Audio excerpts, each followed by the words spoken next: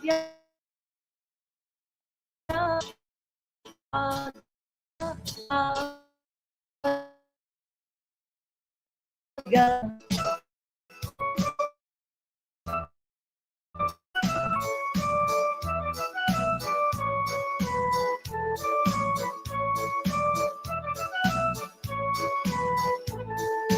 גברם על ראש התל חרמש נוצץ ומצלצל, חרמש נוצץ ומצלצל, צליל קציר לישראל.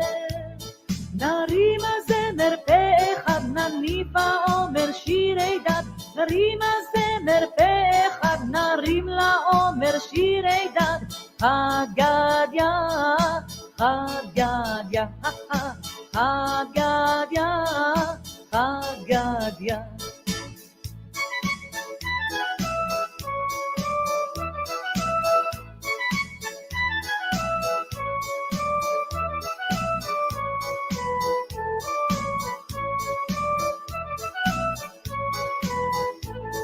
על גברם על ראש התל חליל רואה שם מחלל, חליל רואה שם מחלל, פזמון חדש לישראל.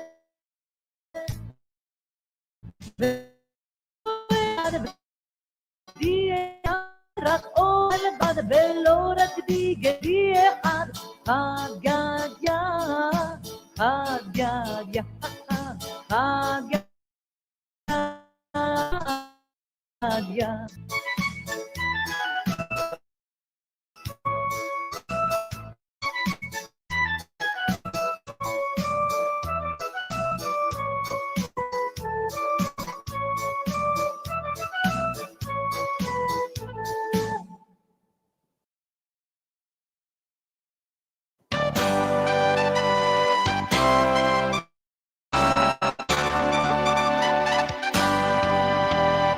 בית ישראל ממצרים, בית יעקב מהלוהב.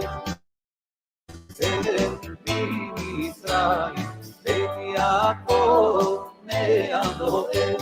הייתה יהודה לקודשו, ישראל של אותם. הים ראה וינוס, הירדן יסתום לאחור. אצל ישראל מצרים, בית יעקב מעם לוהב. אצל ישראל ממצרים, בית יעקב מעם לוהב. הייתה יהודה לקודשו, ישראל ממשלותה. הים וינוס, הירדן יסתור לאחור.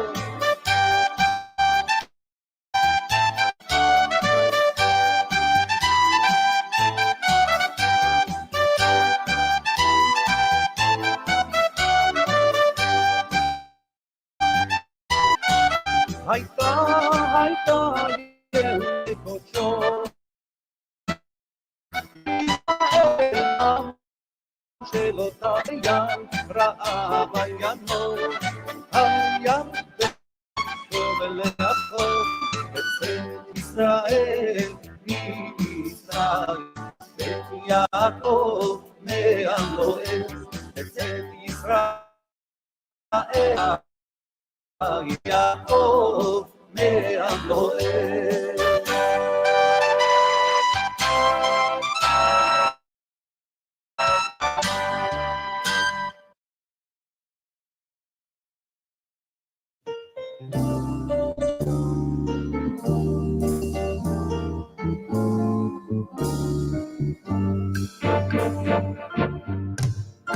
בליל הסקרן אל הדלת והוא ייכנס, המלא את הכוס, את כוס זהבו, ולא ארדם איש שיבוא. אליהו הנביא, איך יבוא ומה יביא? אליהו הנביא.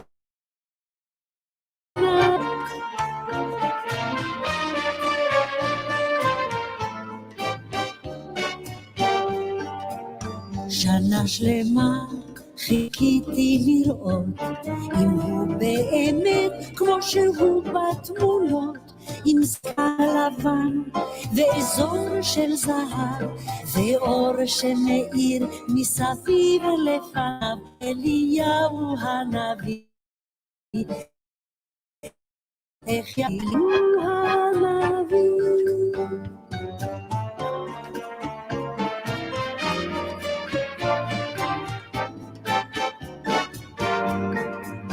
לפני שנה עוד הייתי קטן, נרדמתי רגע לפני הזמן, אך בפסח הזה יקרה לי הנס, אפתח את הדלת והוא ייכנס, אליהו הנביא, איך יבוא מה יביא, אליהו הנביא.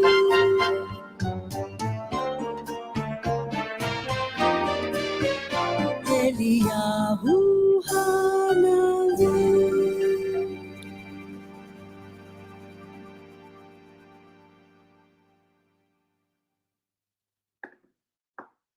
Okay, let's get this Q&A on the road. Stop this. All right, let's stop this. Let's do this. Let's do this. Let's do this. Let's do this and this and this. And here it is, magic. Okay. Hello, Ariella and Ben. Hello. How are you doing? We're doing okay. How are you? I'm fine, thank you. I'm fine. How's your leg? Oh, it's almost to the point of walking on it. Oh yeah. Oh wow, that's great. That's pretty quick. I still got the cast on the ankle, but they tell me next Monday we'll get the cast off and I'll be issued a boot. Okay. Pretty good. That's pretty quick healing. It's great. Yeah, it's healing really fast. Thank you.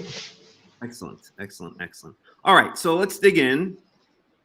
Because I got about for another hour and a half, 2 hours max. Actually, yeah, a little bit less than 2 hours. Okay, so I was thinking what we would just do is read first through this area in Exodus 12, which lays down a lot of the laws for the holiday, and then we can go directly into Q&A, right? So just very briefly. So we're going to start in Exodus 12:14. Ariel, I'm just going to mute you, okay?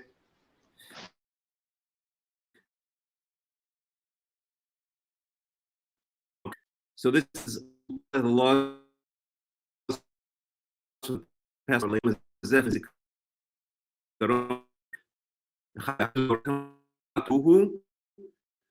Okay.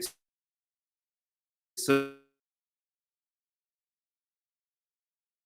now first Passover. Okay. Shivat yamim matzot tochelu. So for 7 days you should eat matzot.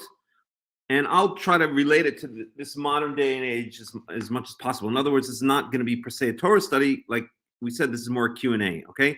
So Shivat Yamim Matzot Tochelu, right? So literally it says for 7 days you should eat matzot, okay? So I've been asked a lot the question over the years, does that mean that you need to eat? Oh, device is not connected. Dave. I'll have to. So that means matzah every day, okay? Or does it mean you have to eat matzah on the first day? So the rabbis, they basically say, as far as I know, as far as I remember, they say that that it's a mitzvah to eat matzah on the first day, okay? My opinion is no, you do not have to eat matzah on any of the 7 days, including the first 8. It's a nice idea, okay?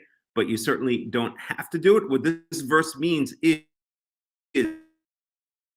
Shivat Yamim Matzot Tochelu, meaning if I would maybe translate it as for 7 days you may eat matzah, or if you're going to eat bread, it must be unleavened bread. That's what it means. Okay, the implication here is if you're going to eat bread, then any type of bread, it must be unleavened bread. You cannot eat, it really means you cannot eat leavened bread for those 7 days. Okay.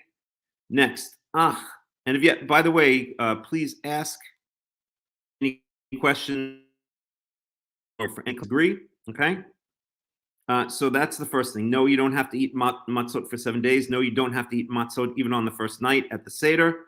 Okay, it's a nice idea, but it's not required by this verse, in my opinion. Okay, the future tense in biblical Hebrew doesn't always mean you should or you shall or you will. It can apply a lot more subtlety than that, and it can even have hidden. Computer science things. It can even have hidden preterites, meaning that this is the answer to it. This is the then statement of an if question. So if you're going to eat matzot or if you're going to eat bread, then for 7 days it's you should eat unleavened bread. Okay.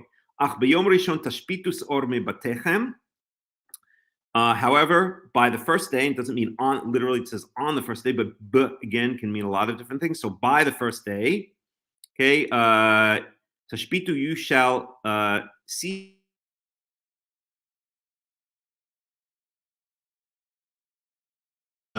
Or you shall read, they usually translate it as, but that this word here is tashpitu, comes from the underlying root Shabbat, which means to see. One, remove. Okay, so you shall cause to halt. Basically, you should not have any seor remaining in your houses. Seor is leavening agent. Okay, literally what it is sourdough starter. Okay, I don't know how many people are familiar with bread making. But in the olden days, before they sold commercial yeast and had baking powder and baking soda and all this kind of stuff, all bread was sourdough bread. So without getting into all the gory details, it was basically a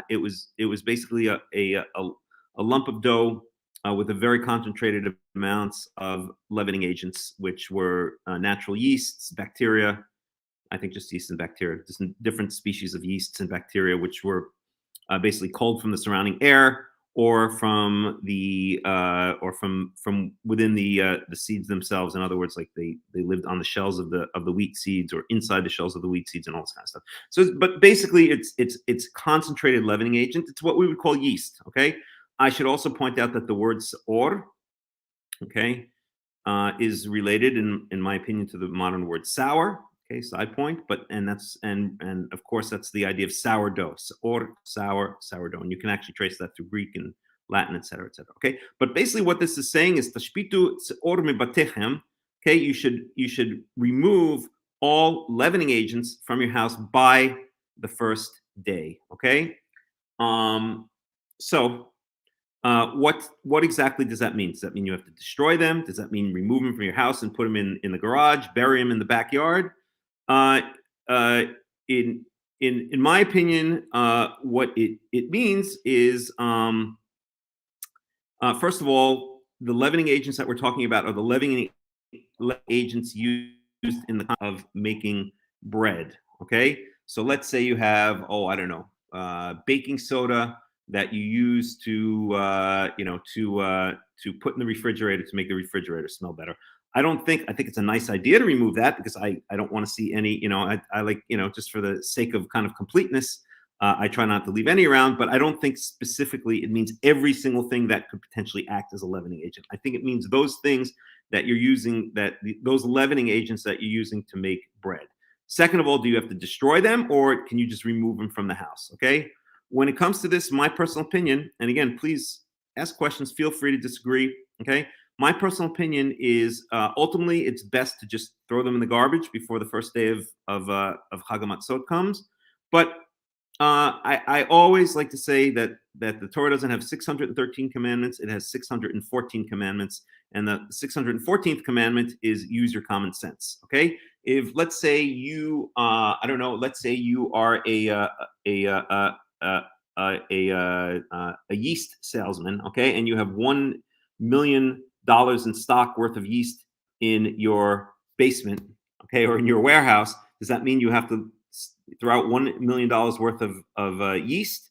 I don't think so. Okay, or let's even say when people used to make starter doughs, they would have starter dough. They would have sourdough starters that went back sometimes years and sometimes even generations, because you basically what you do is you when you use a sourdough to make the bread rise, you take a little bit and use that as the next sourdough starter, and so on and so forth. Okay, so does that mean you now have to throw out, great grandma's sourdough starter? I don't think so. So I think secondarily, if you just cannot bring yourself to destroy it, right? If you have a large stock or something that's important, or in my case, I just don't like wasting. I don't like throwing things out.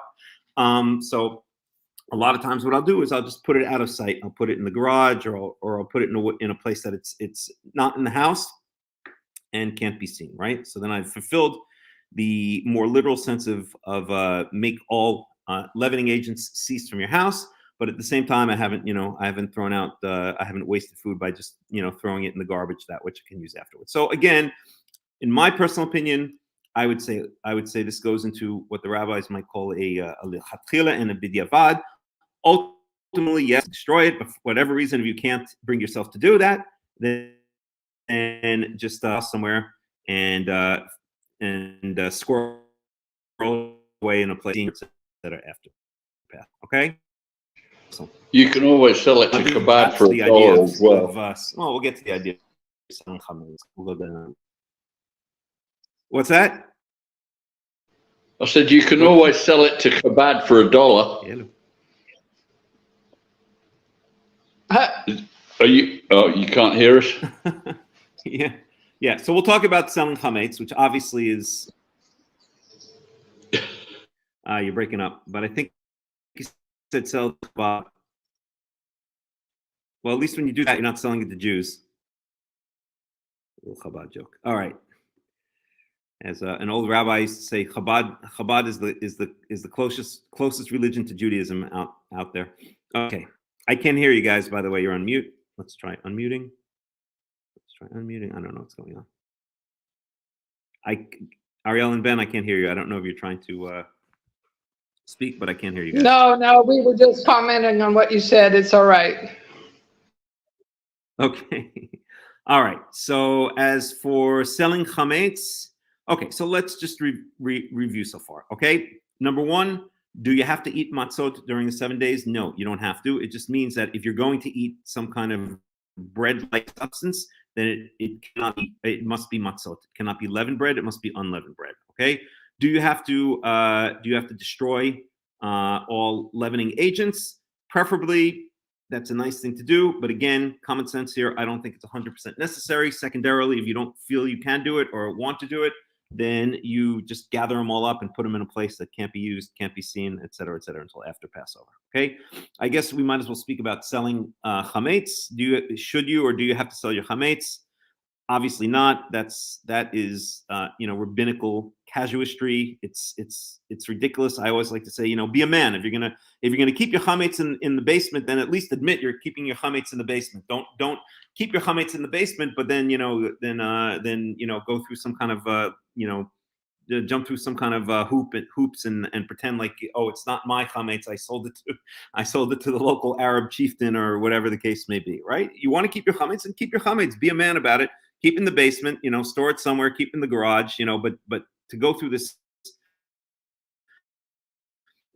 world, this it's so typical of the rabbis, right? They're to jump through their legalist, casuistry, their legalistic hoops, just to make yourself feel better that oh, it's comments, but it's not my. That's ridiculous. That's exactly that kind of ridiculous legalism over common sense and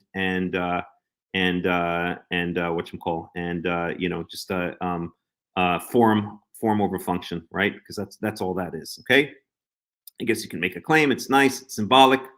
No, the rabbis believe, rabbinical Jews actually believe that when they're selling the chametz, that it's not theirs anymore. They've dispossessed themselves of it, and therefore they're kind of clearing themselves of that responsibility of having chametz in the basement. Okay, so be a man. You want to throw your chametz out, or a woman, Throw it out. You want to keep your chametz, at least admit it. Okay, I can't throw out, I'm the type of person, I don't mean theoretically I'm the type of person who I just, can't bring myself to throw out that, 10 loaves of bread that I bought at the supermarket. I don't like wasting food. Okay, so I'll keep it in the box in the garage or something like that and get back to it after Passover. Ultimately, again, yes, in my opinion, best to destroy.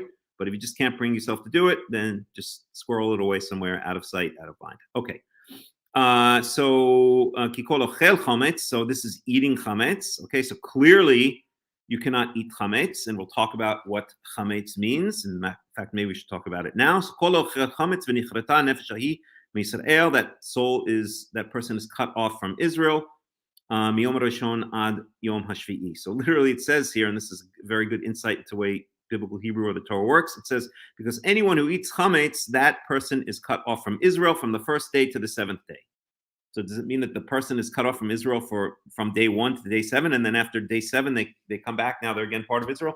No, of course it doesn't mean that. The way biblical Hebrew works is sometimes you'll have intervening words or phrases that separate another phrase and that which modifies it. So of course, obviously, common sense and biblical Hebrew dictates that what this is saying is that anyone who eats chametz from the first day to the 7th day, that person shall be cut off from Israel. Okay, so it's a very serious thing. Getting cut off from Israel is usually a punishment that's reserved for some of the worst violations of the Torah. So it's saying very clearly, do not eat chametz. Right, this is a very important thing in the Torah. And why is it important? It's important because eating matzot for 7 days or not eating chametz for 7 days is a recollection or is a remembrance of the very act that cemented the relationship, or that really began the relationship between Yahweh and the nation of Israel, and that was the Exodus from Egypt. And this is what we're supposed to remember each year, because this was the beginning of the relationship between Israel as a nation and its God Yahweh. Okay. So that being said, what is chametz? I don't know if Dave is okay. I think we got Dave in this time. Dave? Hello. All right. Well, I guess he'll join us when he can. So that being said, what is chametz? I'm here. Chametz? Okay, excellent. Yeah. All right. Hey, I had a question. Yes, sir. Go ahead. It's a good time. Yep. Mm-hmm. Do we hold by bal tashchit, the wasting prohibition against wasting? There's no explicit mitzvah in the Torah that says don't waste, right? Okay. But I think there's the Torah is not does not dictate the entirety of existence on this earth. There's no mitzvah in the Torah that tells us we have to stop at red lights either. And in fact, I once had a Karaite many years ago who hopefully he's matured since then. Well, I'm not so sure seeing the way he acts in public, but he used to say, he will not stop at a red light because King David did not stop at red lights, and it does not say in the Torah that you have to stop at red lights. I said, okay, tell that to the judge, okay? Tell that to the judge. Sounds like those, what is it, the sovereign citizens in the United States or something like that, whatever. At any rate, so common sense. There's no explicit mitzvah in the Torah that says we're not allowed to waste, but I think common sense would dictate, that it's better not to waste. But there are different considerations. That's the kind of thing each person has to figure out based on that specific situation. Well, So again, you just said that you don't like to waste. I'm David's mother, and I'm listening to you also, and I don't like to waste either. I was brought up that way. Don't finish what's on your plate and everything else. So Sure. I consider it very, very a good thing not to waste. Yep. And I would say if you just can't bring yourself to do it, put the stuff in a box, squirrel it away somewhere in the garage or in the machzan, in the storage maybe, or somewhere where it's not going to be. Correct. And is quinoa for birds? I have several birds. Is millet and things like that. Quinoa, chametz. Hello? No, it's freaking out. Prohibition. Yes, hello. Yeah, we're turning off the video because it slows it down.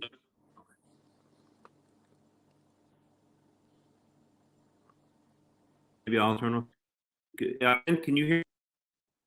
I hear you. Can you guys hear me? Yeah, we hear you, Malik, but you're breaking up Might be again if like I the make other it day, better. but try it like.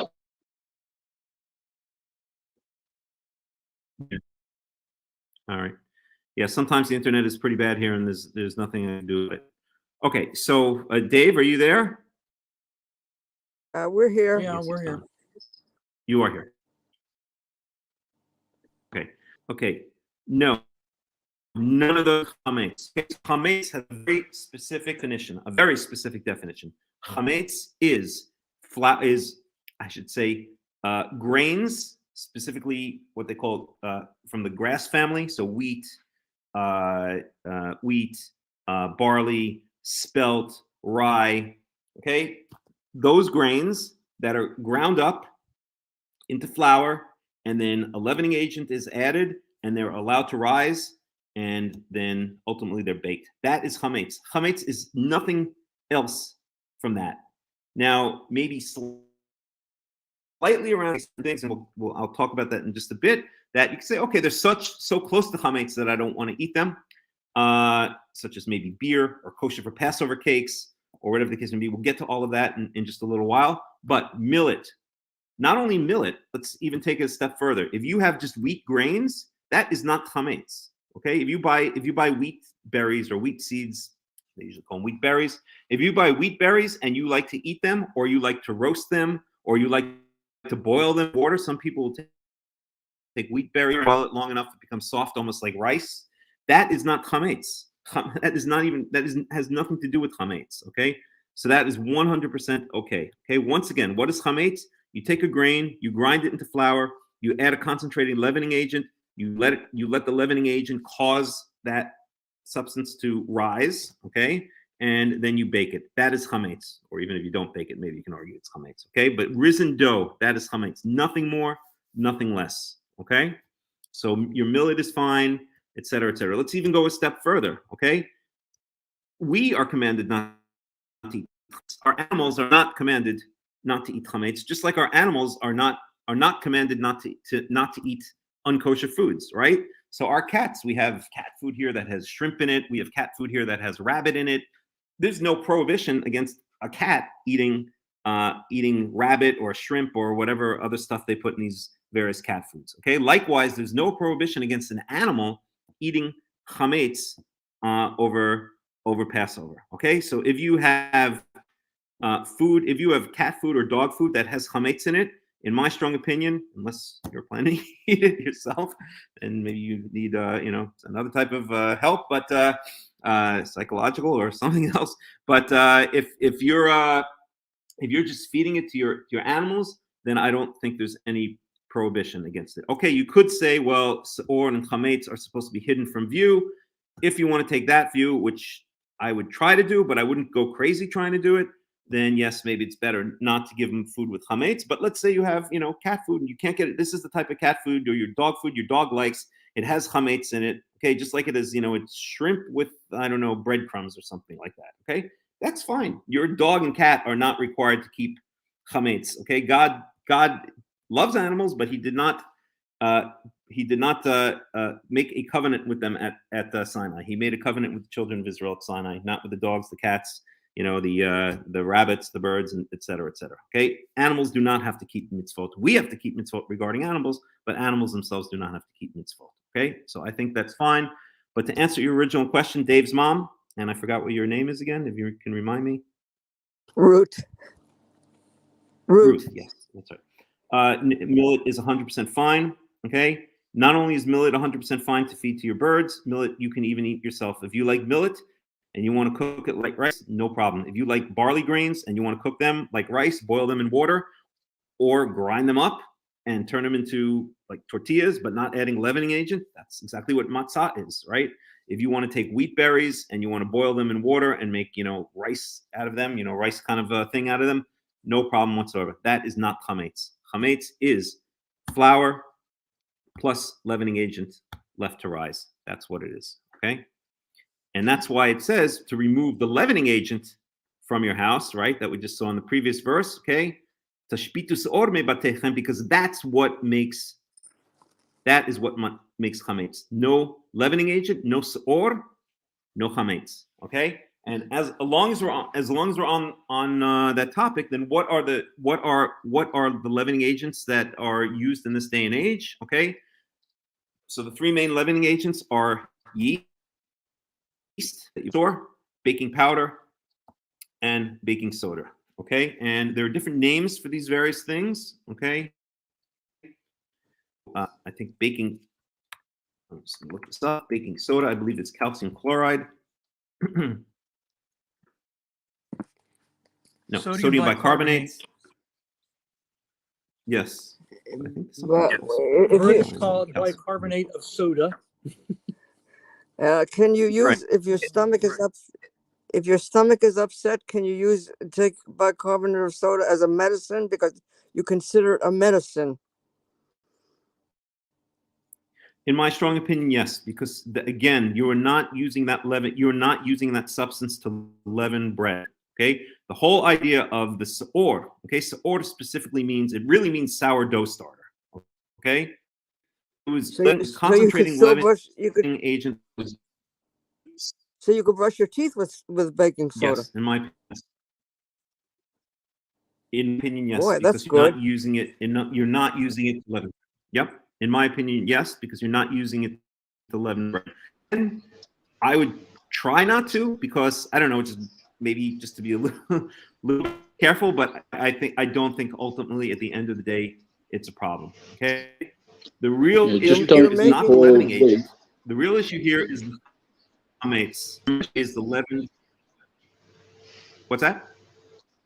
I said, just don't eat boiled wheat for breakfast, and then take a spoonful of bicarbonate to settle your stomach afterwards. You didn't catch it.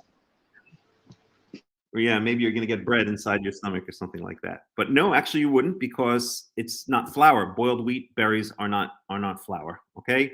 So the issue here is, okay, so very specifically, it's not just any kind of yeast. It's yeast that was and is used to leaven bread. Okay. So if the intention of using that yeast is just to brush your teeth, not to leaven bread, again, I would say ultimately, I mean, lechatchila, if you guys understand, know that term, like preferable, it would satisfy more my aesthetic, that if it's not too much trouble, just not to use it over Passover. But if you like to, or if you have to, especially for medical reasons, I don't think there's any problem in using any kind of thing that is a leavening agent, but it's being used for purpose other than leavening bread. Okay, that's my personal opinion. The issue here is not the leavening agent. The issue here is the chametz. That's what we're supposed to avoid. The leavening agent is, you could say, just an extra added. I mean, I hate to use the rabbinical terms, but maybe it's a fence, right? If you get rid of your leavening agents, if you get rid of your sourdough starter, then you're going to be less tempted on purpose or by accident to make chametz, to make leavened bread. Okay, so that's my opinion on the issue. Okay, any other questions, or does anyone want any clarifications, or does anyone want to disagree? These things are not set in stone. There's a lot of this is kind of my understanding, my take on it. So if you want to disagree, please feel free to. If you want any more clarifications on something, please feel free to ask. Melech, other questions, but do you have any questions on what we? Yes. Wouldn't it be that if you kept the leavening in the house, even if you didn't use it, I mean, saying like just kept it in the refrigerator where you always kept it, that it's still reminding you of Egypt? I mean, there's something about having it there that, to me, I just do better getting rid of it. Yep, I'm agreeing with you. I think it's best to get rid of it, and especially if it's leavening agent that you're using,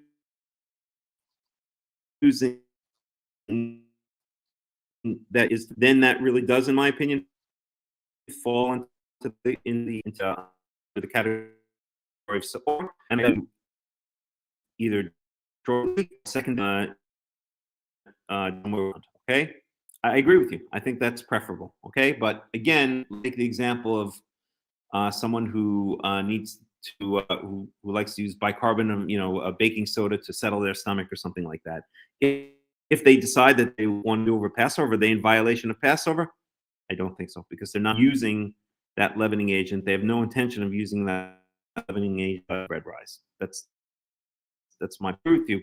To keep it, simple, I try to destroy what I can destroy before Passover. If I just can't bring myself to do it, then I'll hide it away somewhere.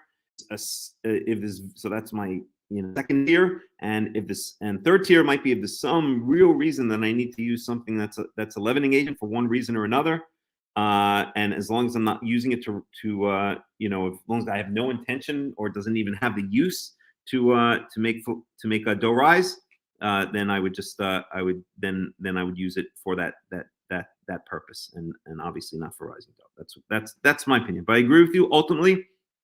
I think that the top choice would just be to destroy all of the leavening agents and the chametz and the risen bread.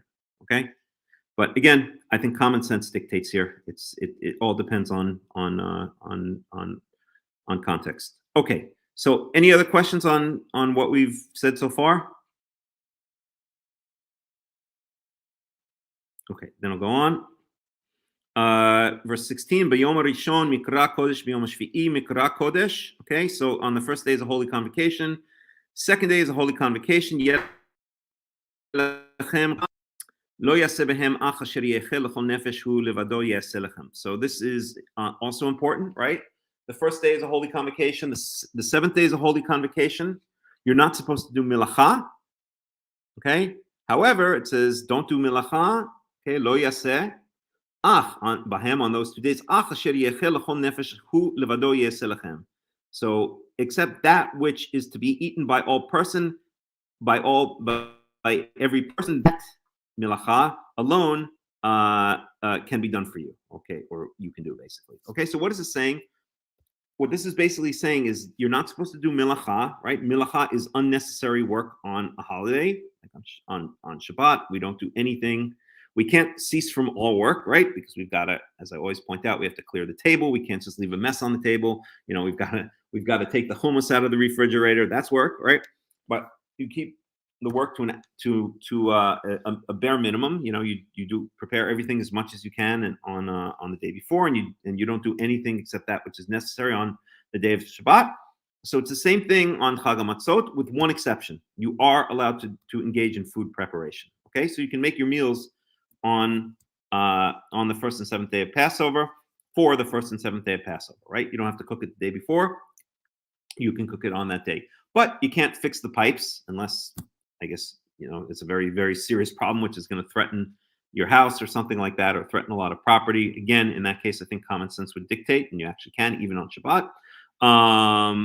And you can't, you can't paint the fence.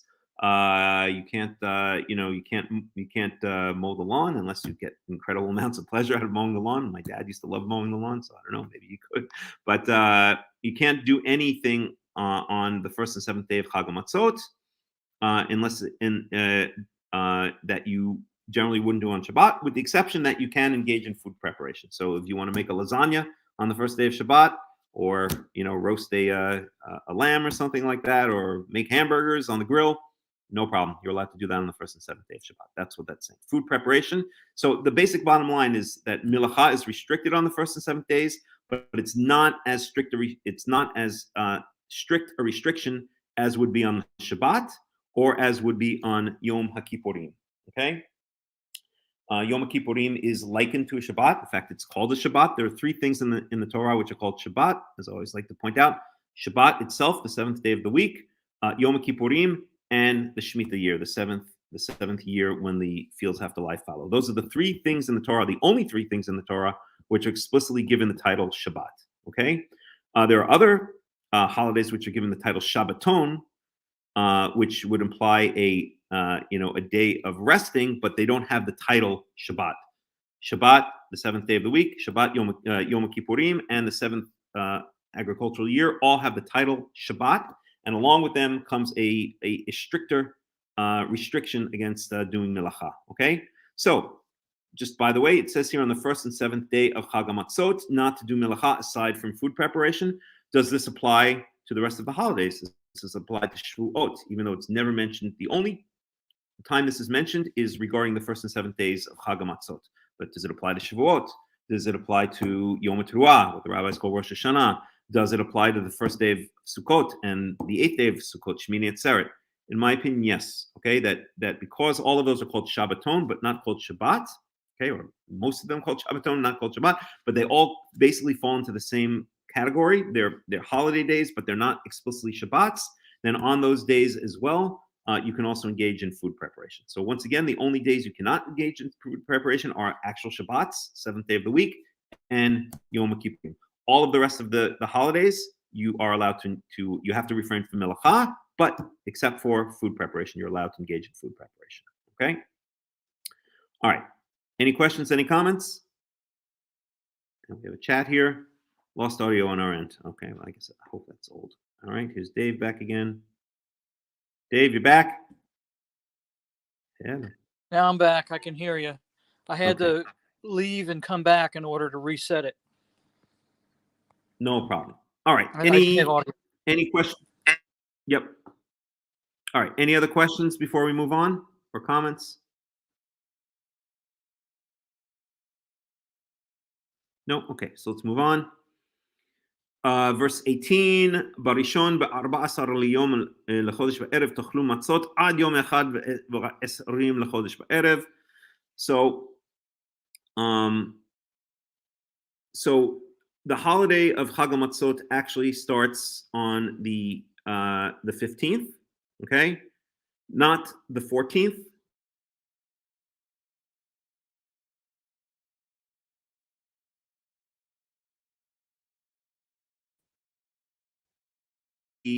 Brought on the 14th, Bein ha'arba'im, it says, between the evenings, or some people translate it between the sunsets. Okay, so what's the idea? Okay, there's really okay. When we have sunset, that begins the evening, and when we have maximum darkness for that night, that ends the evening.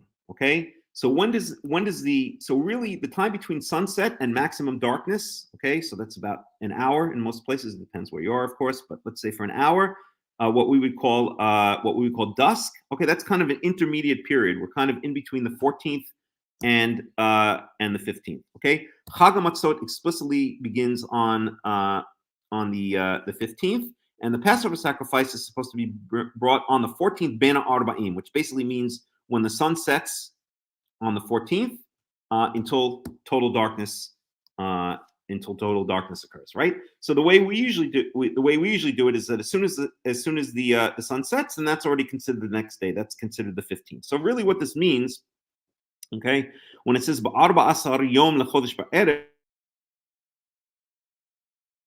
okay, it's really saying Bein ha'arba'im. It's really saying once the sun sets on the 14th, meaning that's when the 15th day begins.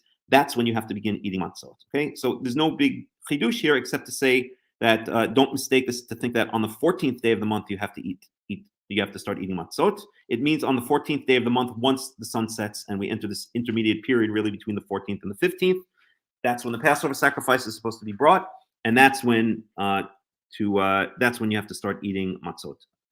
Okay.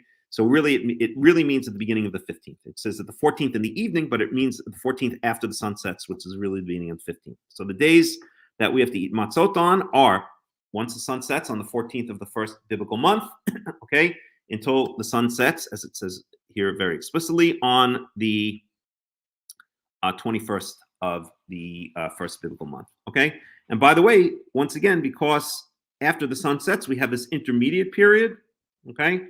I would even argue, and what I've been doing for the past couple of years is refraining from eating chametz until total darkness after the sun sets on the 21st. Okay, so already an hour into the 22nd. Okay, because again, once from when the sun sets to total darkness, again, what we would call dusk, that's kind of an intermediate period between one day and the next. Okay, but to make a long story short, from sunset on the 14th, meaning the beginning of the 15th of the first month, until total darkness on the 21st, or after the 21st, after the sun sets on the 21st day of the first month, that's when we're supposed to, if we're going to eat the bread, or if we're going to eat a bread-like substance, that's when it must be matzot. It cannot be leavened bread. Okay? All right. Any questions or comments about that? Pretty clear, I think, right? Yeah.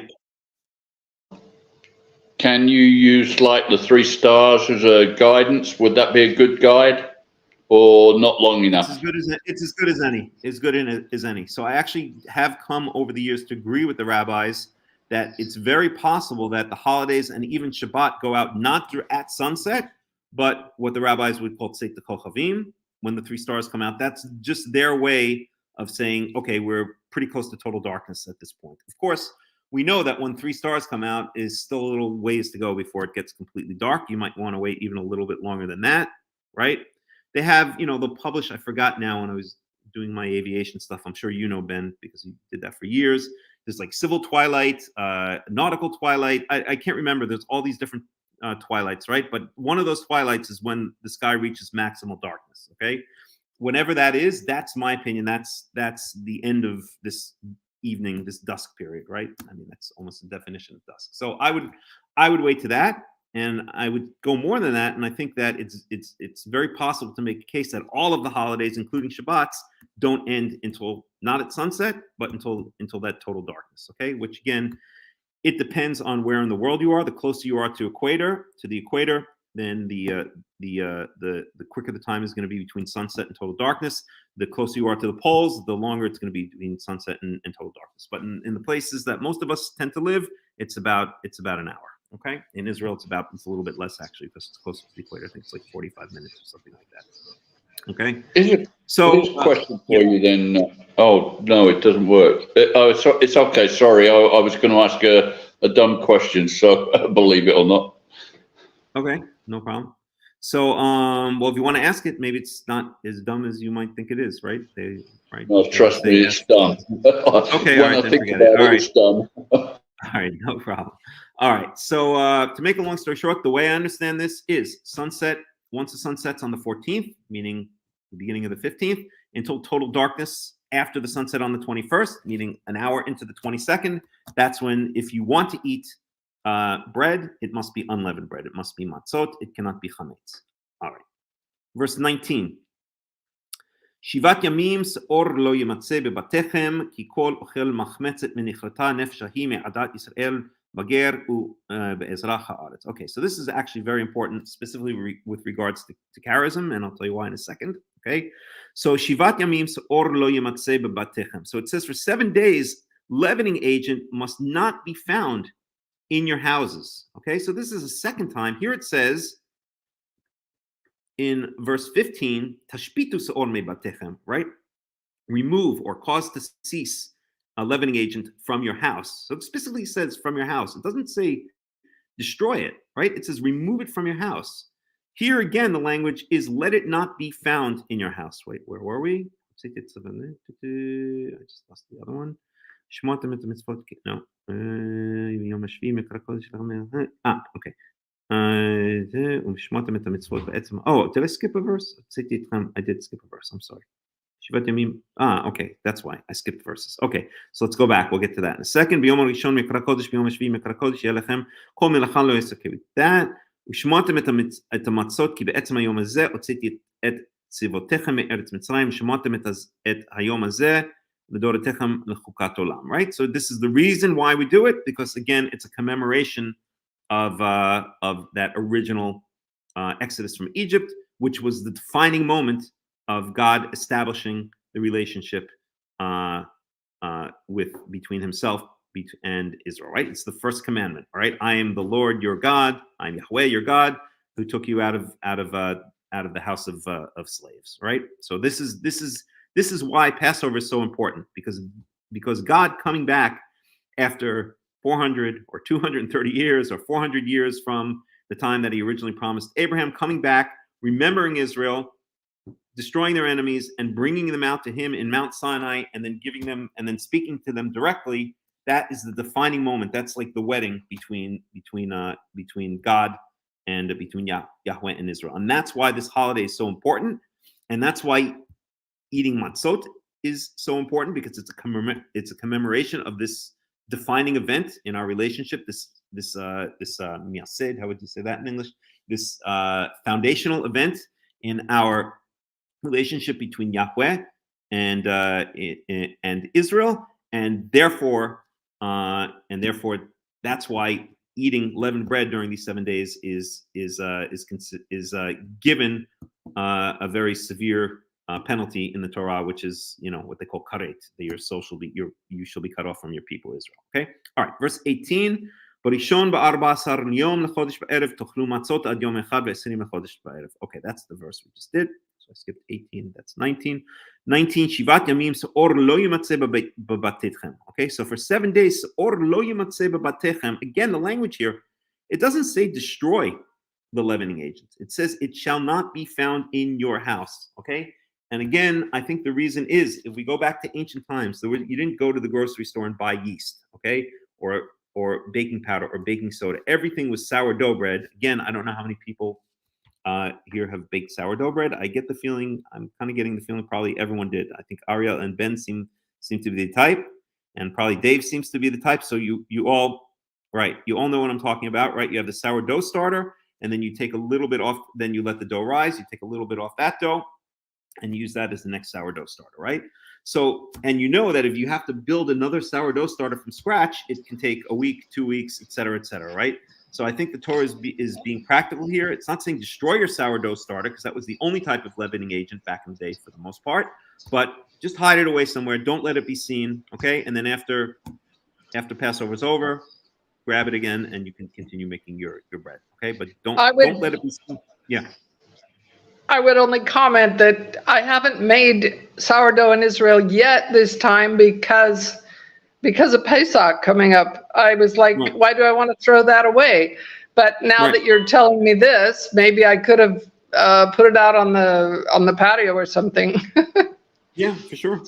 Or just start it after Passover, and then then you can wait for when next Passover rolls around, then you don't have to throw it out. No reason to start it now.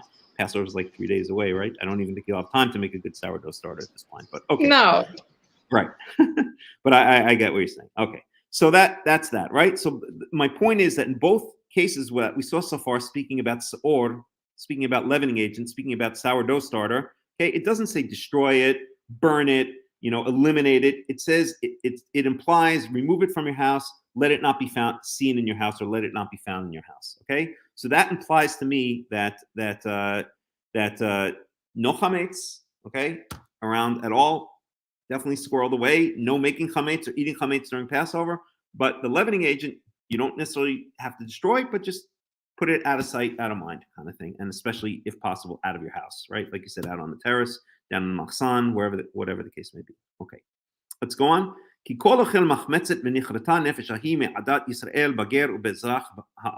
Okay, so first of all, so let me translate here, because anyone who eats machmetzet. Okay, so now this is a big deal with the Karaites, with the Egyptian Karaites, or with the more traditional Karaites. So the more traditional Karaites interpret this word as being different from chametz. They say machmetzet means, I gotta get water to drink. Hold on 1 second. They say that machmetzet means anything that is fermented. Okay, and I will speak about how ridiculous that is in just a second. Okay, but from a practical point of view, but from a grammatical point of view, they are in my very, very strong opinion, they are incorrect. Machmetzet is just another word for chametz. Okay, the mem before it. Okay, so in the middle we have chet mem sadi. That's chametz. The mem before it is a very common prefix, and the taf after it is a very common prefix, which just it basically doesn't change the meaning of the word, right? It may just be used here to kind of make the pasuk flow, or it may be saying something like, rather than chametz, like leavened bread, it might be say anything or any bread that is leavened or something like that. But machmetzet is just a synonym for chametz. Okay, and there's a proof verse that I always like to bring, but I can't remember chapter and verse for it right now. But let me see if I can find it. What did I do with that? I think I have it under. Is it under interesting? 1 second, please. Number for sacrifice. No. Is it numbers? I don't know where it is. Passover laws. I don't think I have it here. Oh, I must have it. Wait, hold on a second. Machmetzet. So this is Exodus 12.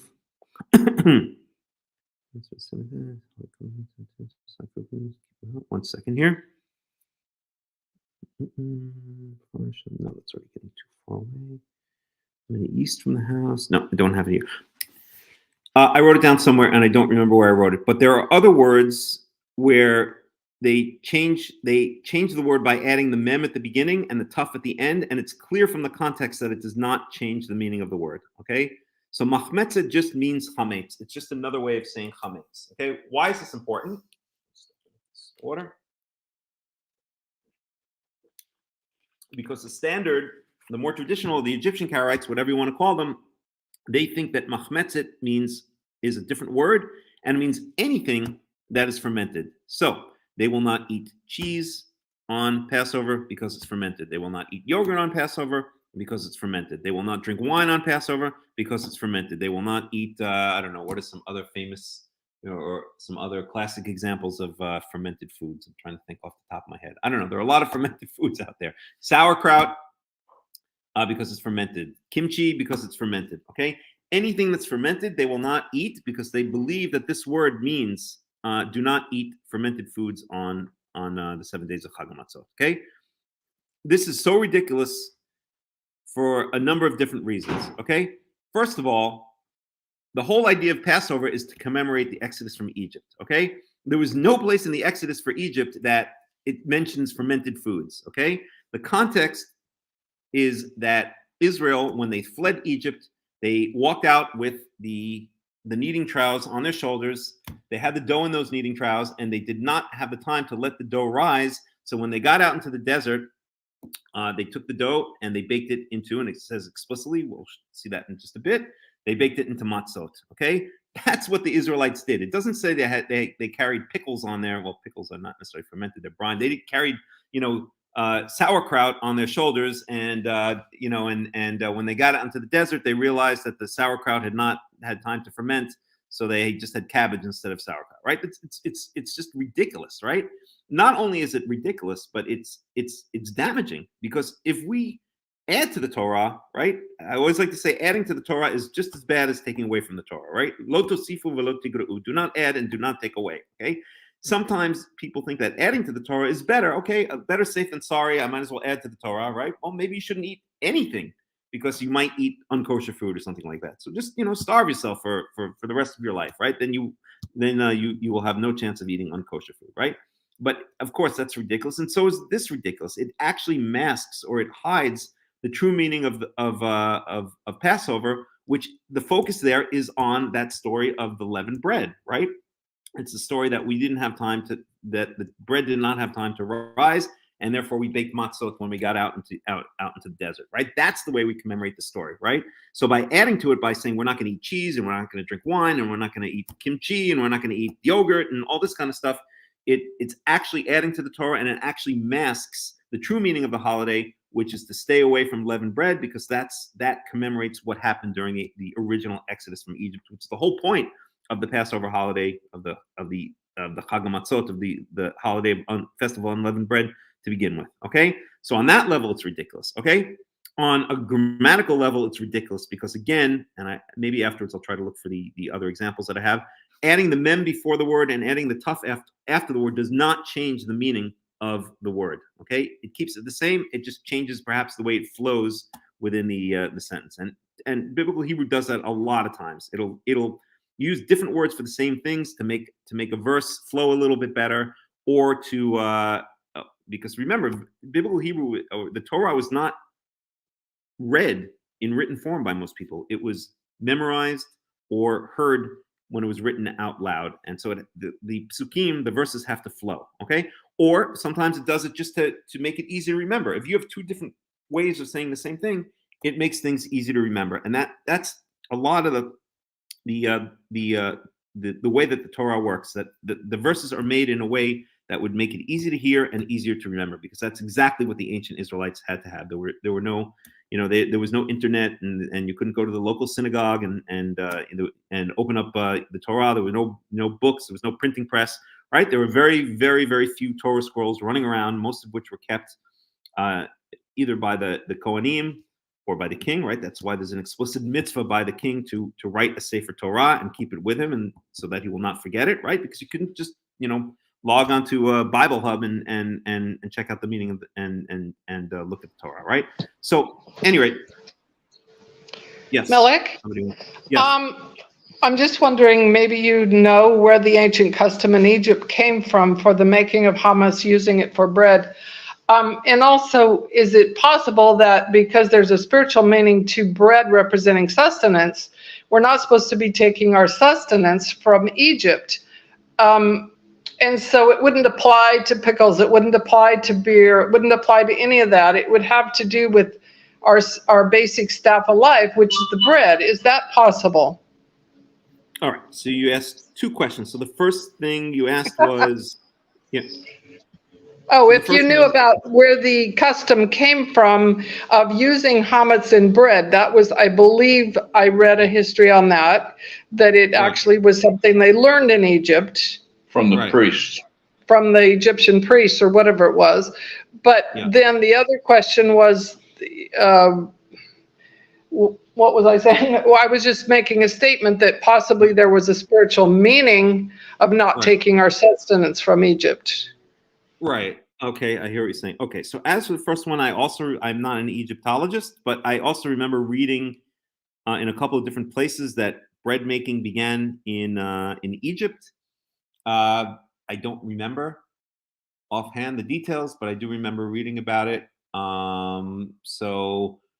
I guess it's actually an interesting point that I never really thought of, because bread making began in Egypt. Maybe that was defined. Maybe that was that defined Egyptian culture or something like that. And so this was a polemic against Egyptian culture because bread making is what defined them. I don't know. It's an interesting idea, but at the end of the day, I don't think it's nice, but I don't think it's really relevant, because the reason is quite clear. The reason we're not supposed to eat chametz, and that is because the Israelites did not have time. They had to rush out of Egypt because they were escaping from their 200 and whatever years of slavery, and by eating matzot, that's the way we commemorate that exodus. That's really the key here. Okay, you can make all kinds of other secondary attempts at saying, oh, maybe it's this and maybe it's that and maybe it's the other. Maybe some of them have merit, maybe some of them don't. I don't know. I'd have to look at it more, but that's not the main point. The reason we don't eat chametz is because the Israelites did not eat chametz, or did not have time to allow the bread to rise when they escaped from Egypt. That's the reason. Okay. All right. So let me go on here. Okay, so we're talking about fermented foods. Okay, so we gave a number of reasons. First, grammatically, adding the mem at the beginning, the tuf at the end, does not change the meaning of the word. Chametz just means chametz, translated as that which is fermented. That's the NIV. If we went into Robert Alter and Ibn Ezra and all these other people, they would pretty much say the same thing. Okay. The Egyptian Karaites made a mistake thinking, well, this word is different from chametz, so it must mean something different. It means anything that's fermented. They always try to be a little bit strict. I mean, their strictness is ridiculous. I always give the example of how they not only don't do work on the Shabbat, but the strict Egyptian Karaites, they will not allow any machines to do work on the Shabbat, so much so that they turn off the refrigerator. Their refrigerators before the Shabbat comes in, and it becomes just a disgusting, stinky mess, as I saw the Karaite synagogue in Jerusalem. Okay, so at any rate, the Egyptians, they tend to be a little bit ridiculous, and which is sad, because they actually, I won't say they, but some of their traditions open the door for mockery of Karaism, because they do take it to such an extreme, and then the Rabbinites can come in and say, oh, look at these ridiculous Karaites. They turn their refrigerators off before the Shabbat, or they freeze in the dark and in the cold on Shabbat, or which is actually what the Karaites, which is actually exactly what the Rabbinites said about the Karaites over the years, or they put tefillin right between their eyes, which actually the Karaites never did. Karaites never wore tefillin, and so it's sad actually, because it opens up the petach, the opening for mockery against Karaites, by saying that this means fermented foods. Okay, but at any rate, the third reason it doesn't make sense is because almost any food ferments. Okay, if you leave milk out on the counter, it will immediately start fermenting. Fermentation is an ongoing process, right? It's consumption of sugars by by yeasts and various bacteria, with the output of alcohol, and I don't know, I forgot the entire details of the chemical process, but that's fermentation, right? And even if you leave milk out on the counter, it's going to immediately start fermenting. Okay, if you leave anything that has sugars in it that can be consumed by bacteria and yeast, okay, it's going to immediately start fermenting. So everything's fermented, right? If you leave your rice out on the counter and forget to put it back in the refrigerator, you come back an hour or two later, it will have already started fermenting. When you come back 2 minutes later, it will already have started fermenting. Okay, so this idea of avoiding fermented foods is kind of ridiculous. Okay, you could say it really means foods that are deliberately fermented for a long period of time, and are known as fermented foods like cheese, like yogurt, like sauerkraut, etc., etc. But for the other reasons, that doesn't make sense either. Okay, the point is that there's no way to avoid fermented foods because fermentation is constantly ongoing. It's constantly an ongoing process. Okay, so for those three reasons, the grammatical reason that machmetzet is the same word as chametz, for the reason that fermented foods, sauerkraut has nothing to do with the exodus from Egypt, and kimchi has nothing to do with the exodus from Egypt, and yogurt has nothing to do with the exodus from Egypt, and cheese has nothing to do with the exodus from Egypt. That also shows that it's incorrect. And number three, the fact that anything is going to start fermenting pretty much immediately when it's just left, in conditions where fermentation can occur. Okay, so for those three reasons, I completely reject this idea that one has to avoid fermented foods. Meaning, practically speaking, yes, you can drink wine, you can eat cheese, you can eat yogurt, you can eat kimchi, you can eat sauerkraut, you can eat whatever fermented foods you like. The only thing you can't do is eat leavened bread. That's it. That is the only thing that is restricted on Passover is leavened bread. Okay, let's talk a second about beer. Okay, so over the years, I've heard some of the neo-Karaites say you should avoid beer because beer is they call it liquid bread, right? So the process for beer is, again, to the best of my knowledge and the best of my recollection, you take barley, you smash it up. You allow it to ferment, and then you take that fermented barley, and then you add hops and God knows what else, right? So that's the basic process, right? So they say that because it's smashed up barley or smashed up grains from the wheatgrass family, right? Wheat, barley, spelt, rye, etc., etc. In this case, barley usually, right? It's smashed up barley that has been allowed to ferment.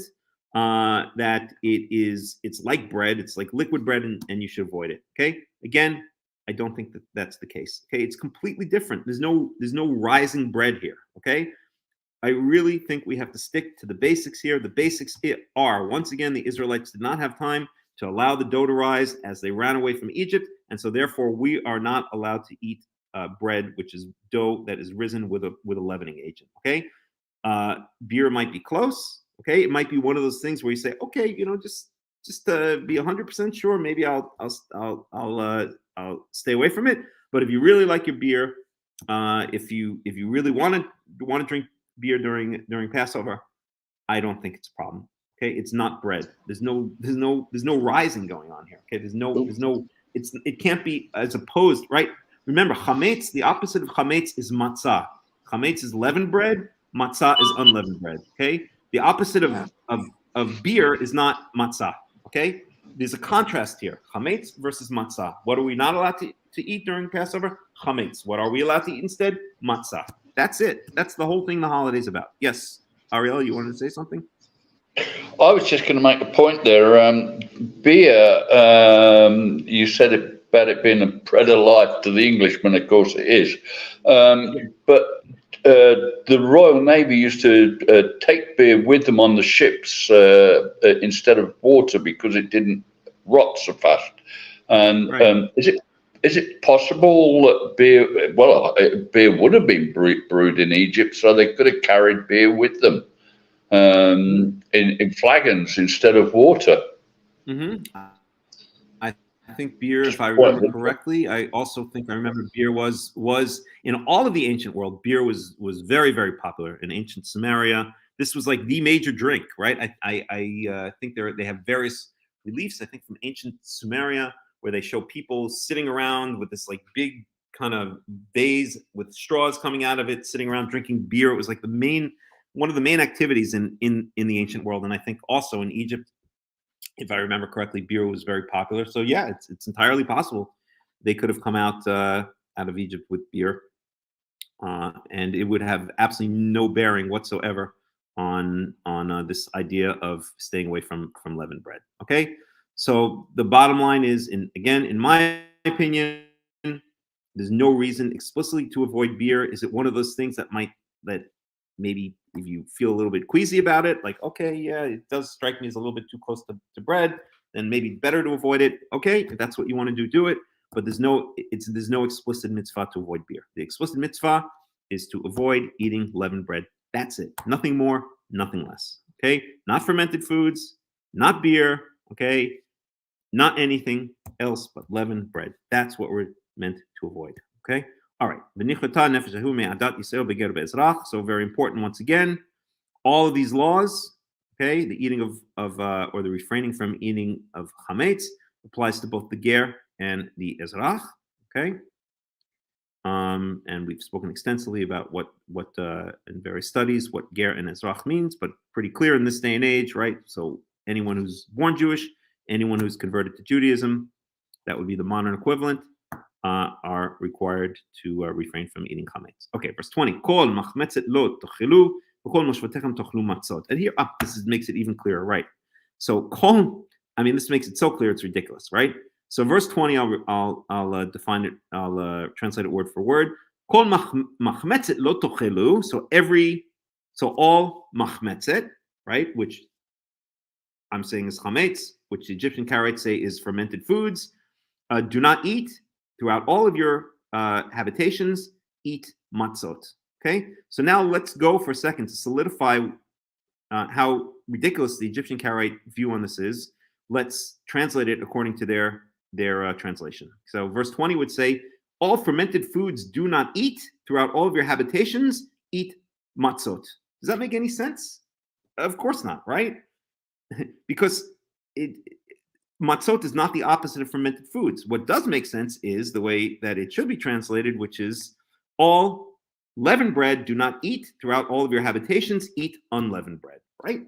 Matzot is the opposite of chametz. Chametz is the opposite of matzot, and we see that very clearly here, that machmetzet, which is exactly the same as chametz, is contrasted with matzot. They are opposites of each other. Leavened bread versus unleavened bread, okay? Not leavened bread, not unleavened bread versus yogurt, not unleavened bread versus beer, not unleavened bread versus cheese, unleavened bread versus leavened bread. That's what's going on here, okay? Nothing else. All right. Okay, so I think that's pretty much the end. So now we're going back to the laws of the original Passover. This is when they actually bring the Passover. Let me just see if there's anything here I want to talk about. Okay, so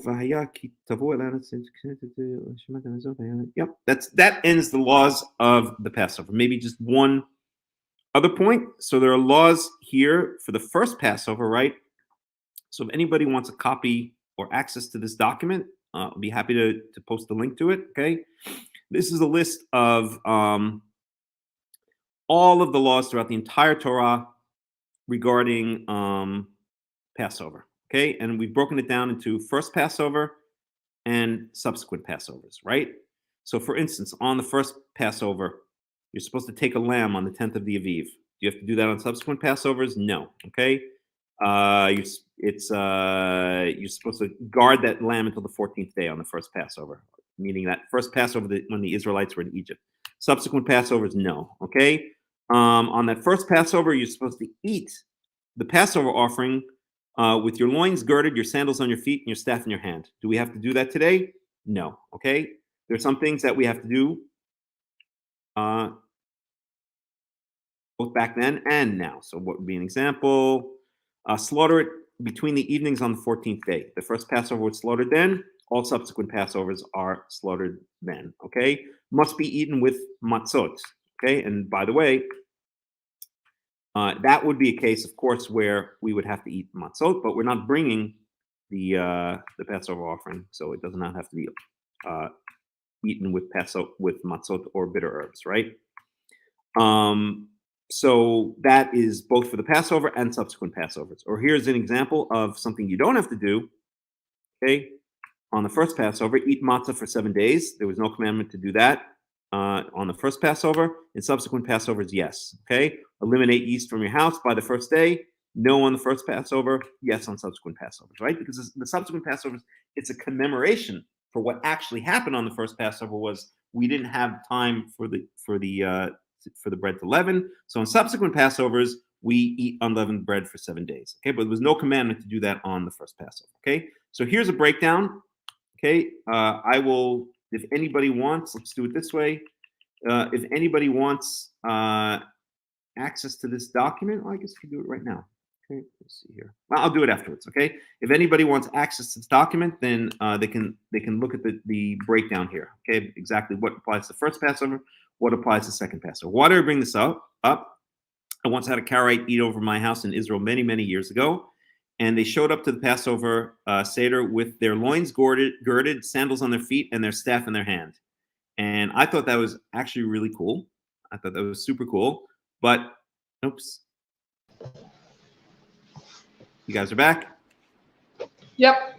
Sorry about that. That was me. Yeah, no problem. I don't know if you're able to hear me, but I was saying that I was talking about the difference between the laws of the first Passover and the laws of the subsequent Passovers. Okay, so I was saying that many years ago in Israel, I had someone show up to my Passover Seder with their loins girded, their sandals on their feet, and their staff in their hand, right? Which I actually thought was pretty cool. But is it required for subsequent Passovers? No, that was only required in Exodus 12:11 for the first Passover, but not subsequent Passovers. Okay, so we have two sets of laws: one for that first Passover, one for all subsequent Passovers, the commemoration of that Exodus from Egypt. Some of the laws overlap. Some only apply to the first Passover, but not to subsequent Passovers. Some do not apply to the first Passover, but only apply to subsequent Passovers. Okay, and it's good to know the breakdown. It avoids a lot of confusion. So as I was saying, I'll try to remember afterwards to post a link to that document for anybody who wants to look at it. Okay. So that being said, let's move on. The Exodus begins. Instructions for the Passover. So this is all about the first Passover, and then laws for bringing the Passover sacrifice, which is not relevant to us right now. And let's see if there's anything we want to cover in Exodus 13 here. Well, I can go back to this list. Exodus 13. No leavened bread, no yeast shall be seen in your border, and that you 15, 7 days you're eating only on them because okay.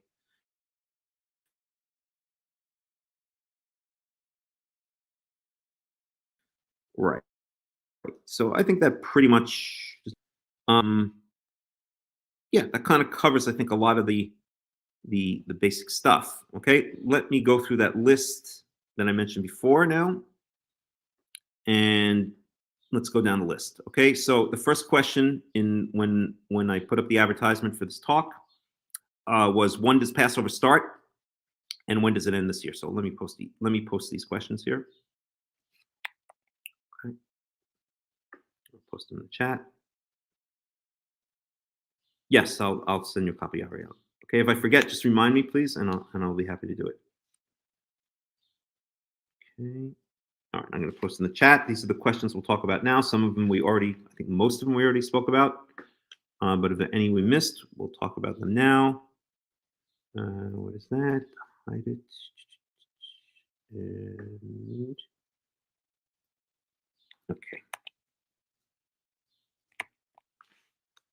Okay, so those are the questions. Okay, so when does Passover start and when does it end this year? Okay, for us Karaites, Passover is going to start on Thursday night.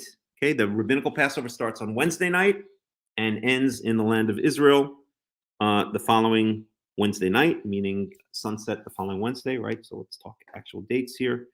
So let me bring up my calendar. I'll do it on the phone. Right, so Passover for us is going to start on sundown on April 6th. So Thursday, April 6th at sundown. And will end on Thursday, April 13th after sundown, I like to say. So I guess what everyone thinks, I'm going to keep it. I've been keeping it recently, until total darkness. So on Thursday, April 13th, we'll say after sundown. Okay, somewhere between sundown and total darkness. I'm going with total darkness. Okay, so Thursday, the 6th, it begins at sunset.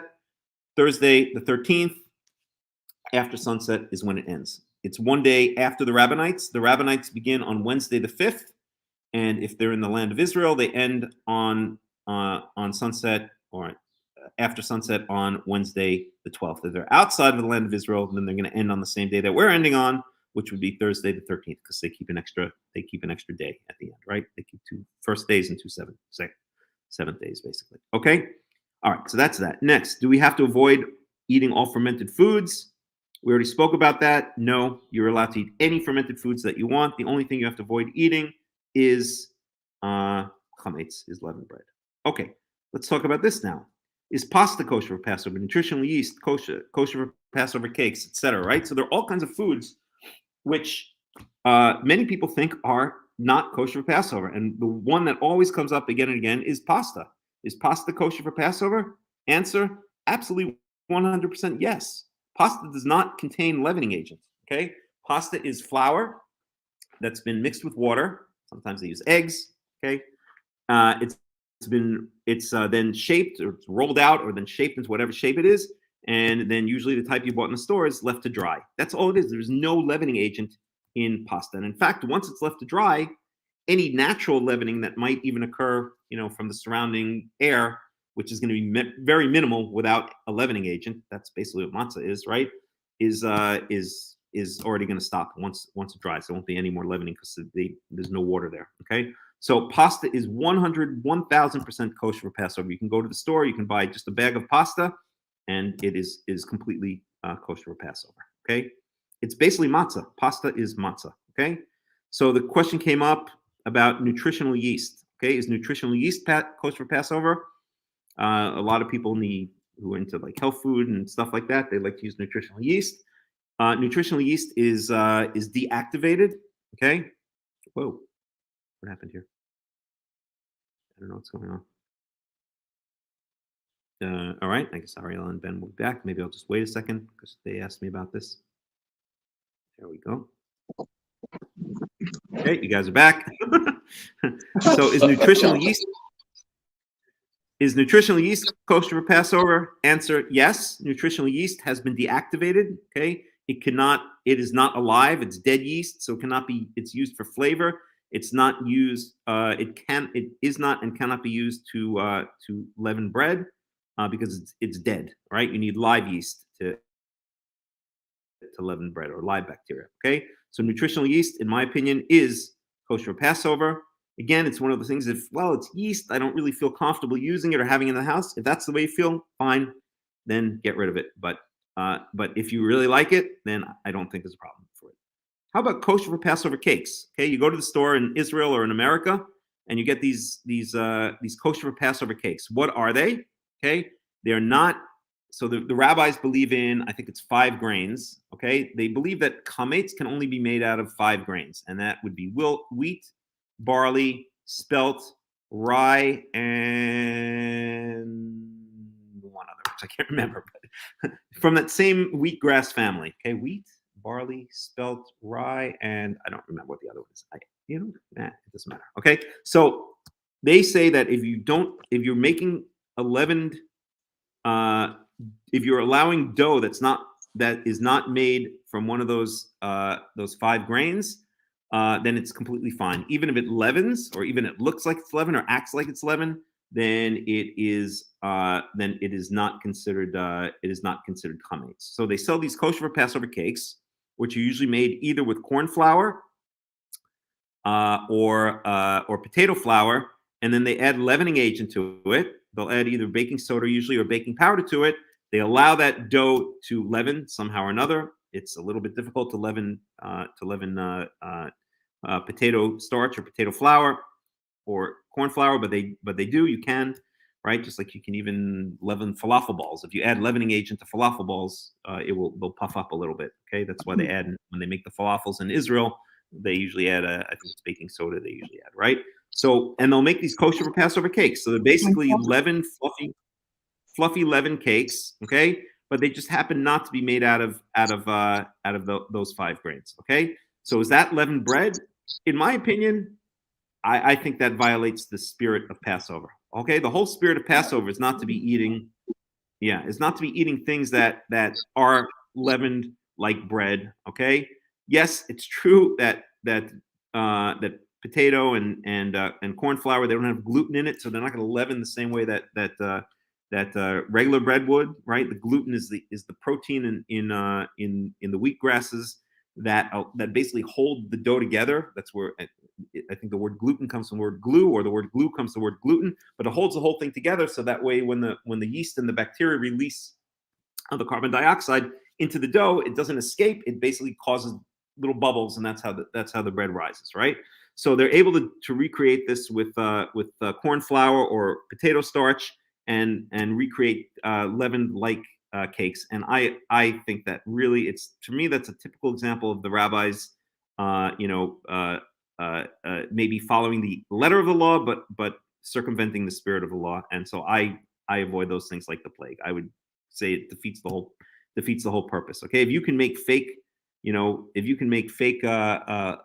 leavened bread, and they will serve like these kosher Passover rolls. I've seen them, again, made out of potato starch or potato flour. I think it's potato starch specifically. And they're not as good as regular bread rolls, but they kind of can pass for them. That defeats the whole purpose. What's the whole point, right? It's violating the spirit of the law of Passover, and maybe even the letter of the law, because chametz is leavened bread, and if you can make any dough leaven, then you can make a claim there that that's already leavened bread, right? So I avoid that. I think that's a violation of the Passover. Okay. Yeah, I agree with you on that. 100% there, Melech. Yeah, the 5th one that you was looking for was oats. Oats. Thank you very much. Yes. Yeah. And talking about the oats because oats. Yeah. Yeah. Sorry, it was wheat, barley, oats, rye, and spelt. There we go. And the reason I always you forget talking oats about the spirit of the law. I saw that the rabbis have just made kosher. What was it? Some kind of non-meat stuff that's totally non-kosher, and the rabbis have decided that it is kosher because it's. Oh, that's right. It was bug stuff. So it's the spirit of the law again. It's not the letter of the law; it's the spirit of the law. Right. Exactly. It has to be, or else you can circumvent anything if you're not gonna take into account some common sense, right?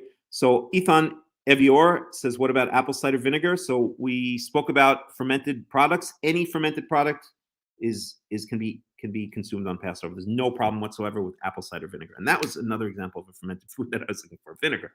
So thank you. Yes, vinegar, yogurt, cheese, sauerkraut, wine. These can all be consumed on Passover. There is no prohibition whatsoever against consuming fermented products on the 7 days of Hakham Melech. The only prohibition is from consuming leavened bread. Leavened bread, again and again and again. It comes back to that, leavened bread. Okay. All right. So let's go on with.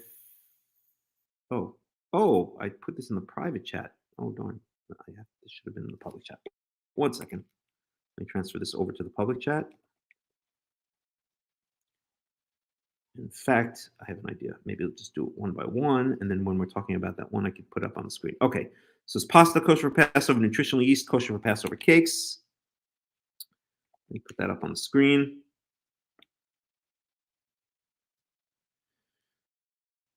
Okay, how do I do this? There we go, show. Okay, so answer yes, yes, no. Okay, in general, there are a lot of things which we would think are not kosher for Passover, which actually are kosher for Passover. So the big one that always comes up, as I mentioned, is pasta. Okay, here's another one: nacho chips, totally kosher for Passover. Okay, what are nacho chips? And I've been making nachos for decades. Nachos and cheese is one of my favorite meals of all times. I'm kind of like a nacho expert, I could say, right? But so what are nacho chips? It's corn flour that is basically pressed into a thin cake, which is basically a matzah. And there's no leavening agent put in it, and then they are first they're baked or they're directly fried. Usually they're first baked into tortillas, and then they're broken up and then fried. That's all nacho chips are. Okay, so that's completely kosher for Passover. There's no leavening agent in it. There's no risen bread, nothing like that. Okay. In general, what I always say is the best way to know what's kosher for Passover and what's not kosher for Passover is learn about food. Learn how food is made, what the ingredients are. Or if you don't want to go that far, just read the ingredients. If you read an ingredients list and you see yeast, or you see baking soda, or you see baking powder, then discard it. Okay? If you don't, then chances are it's not chametz. And there are many, many foods out there which are not chametz, which we think are chametz. Okay. Again, pasta being maybe the classic example. I get that every single year. Okay, can you eat pasta? Can you eat pasta? Can you eat pasta? Answer: yes, 100%. There's nothing about pasta that involves leavened bread, unless it's some kind of weird specialty pasta. Okay, give me 1 second. I'm not gonna put on any music or anything like that. I've just got to go get the plug to plug in. I'll be right back.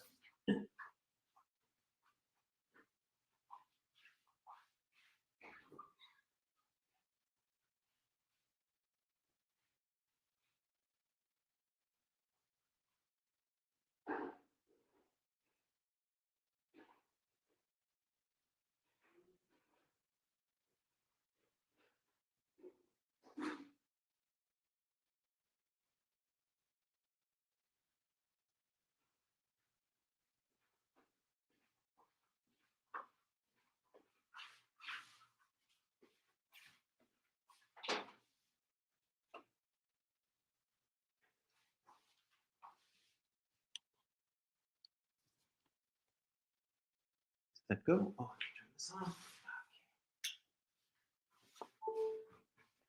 Okay, I'm back. So know your foods, know how they're made, read your ingredients. That's the best way to go, and you'll be surprised how many things actually are okay to eat on Passover. Okay. All right, let's go to the next question. Yes. I'm sorry, we're going to have to go, I'm afraid. Okay. But thank you very much. No problem. It's been a great study. Yeah, no problem. So, Shalom. See you again, Ariel. Okay. One of the if you last have any other questions, yes. Yeah, one of the last things, we're totally kosher for Pesach because I bought some dish soap the other day, and on the front of the dish soap it said kosher for Pesach. So we're shalom, shalom, everybody. Yeah, does your bottled water say kosher? Does your bottled water say kosher for Passover? That's the question. Yeah, there you go. I'll tell you about that sometime. Ariella, Ben, if you have any other questions that you want to ask me, then we'll talk. We could talk about it on WhatsApp or something like that. Okay. All right. Thanks a lot. Toda Rabah. All right. See you guys. Erev Tov. Okay. Erev Tov. Bye bye. All right. So I'm going to go for about another 20 minutes. Then I've got to stop.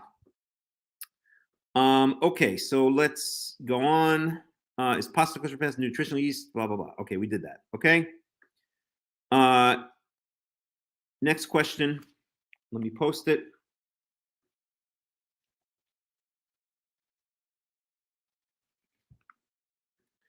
What constitutes a leavening agent, and what are the most common leavening agents in the modern home? So we spoke about this a lot. A leavening agent is any substance, okay, that is able to cause dough, which we'll define for simple purposes as flour and water mixed together, okay, usually wheat flour, but could be other types of flour, flour and water mixed together. And if you can add this other substance, this other leavening agent, and cause that dough to rise in a short period of time meaning, let's say, a couple of hours, then that is a leavening agent, okay?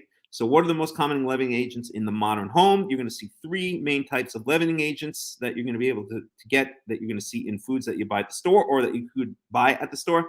That's what they call yeast. It's commercial yeast.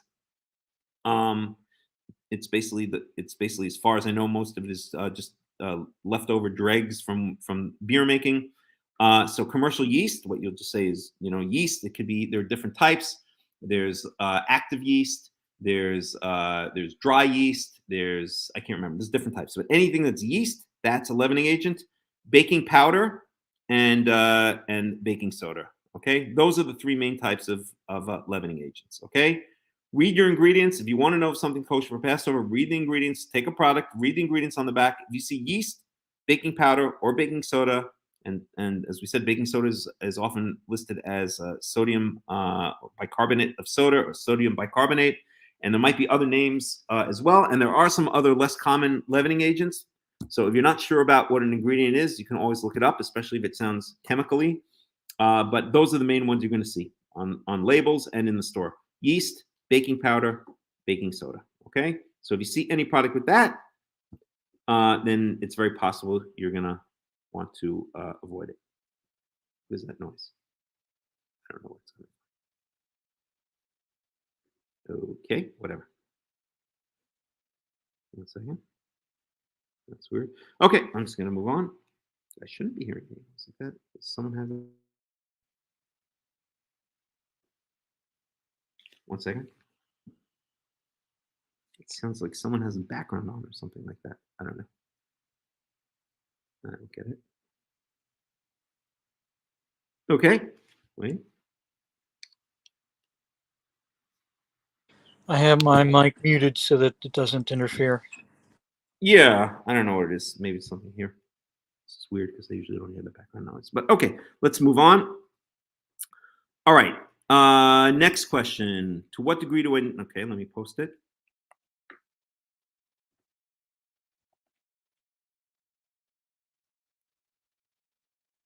Let me just turn this down, actually. That's weird.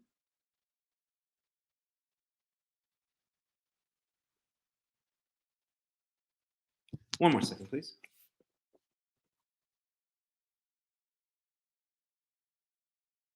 Maybe it's just the fan of the computer. Okay. I guess that's what it is. All right. So, to what degree do I need to clean my house before Passover? Do I need to change all the dishes? Okay. The fact of the matter is, you don't have to go crazy cleaning your house before Passover. Okay. It's nice to do a spring cleaning. Okay.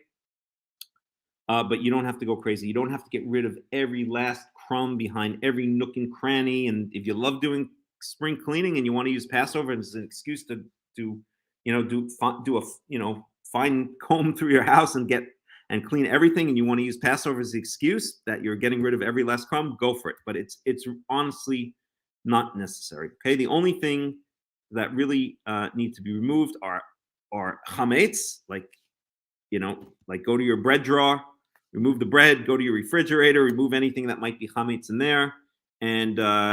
Or which we spoke about before, right? The leavening agents. But you don't have to go crazy. You don't have to look in every nook and corner. You don't have to get rid of every little crumb, right? But if you have, I don't know, a bag of hamburger rolls in your pantry, then you might want to get rid of them, okay? Or if you have, let's say, donuts. Donuts are actually leavened bread, even though they're fried. If you have donuts in your refrigerator, a box of Dunkin' Donuts in your refrigerator, you might want to get rid of them. But do you have to cover everything in tin foil? Do you have to look under the stove? Do you have to get rid of every little crumb that's in the back of your cabinet where your garbage can is? Absolutely not. Okay. In fact, I don't even really do any special Passover cleaning for my house. Sometimes I will use it as an excuse to do some spring cleaning, which is really nice. But I don't do it specifically for the sake of getting rid of chametz. I'm not crazy about I don't feel the necessity to look for every little crumb and get rid of it. You just want to get rid of the big things, like the things that you were saving to eat, right? You don't have to get rid of little crumbs here and there. that might have fallen behind the stove or under the refrigerator or whatever the case may be. It's completely unnecessary. It's complete overkill. Okay. How about changing all the dishes? Absolutely not. You do not need to change your dishes. There is no indication whatsoever anywhere in the Torah that if chametz has touched a dish, then suddenly it becomes like a chametz dick, as my father used to say and still does, and the rabbis like to say, right? It like chametz is up your dishes. There's no such concept, right? Where are you even getting this from, right? You might be able to get this idea from I believe it's Leviticus 11. I think it's in the same chapter as most of the kashrut stuff. Maybe it's the next one, Leviticus chapter 12. But at any rate, if an unkosher animal falls onto a vessel that's made out of cheres, that's made out of clay, and maybe by extension any porous substance, then that vessel becomes unkosher and you have to destroy it, right? But other than that, in the Torah, there's really no indication whatsoever of having to change or destroy vessels or anything like that, okay? You can keep the same dishes, okay? Even if you ate a pizza on it the day before, as long as there's no pizza on it, when Passover comes in, you're good to go. You do not need to change dishes, okay?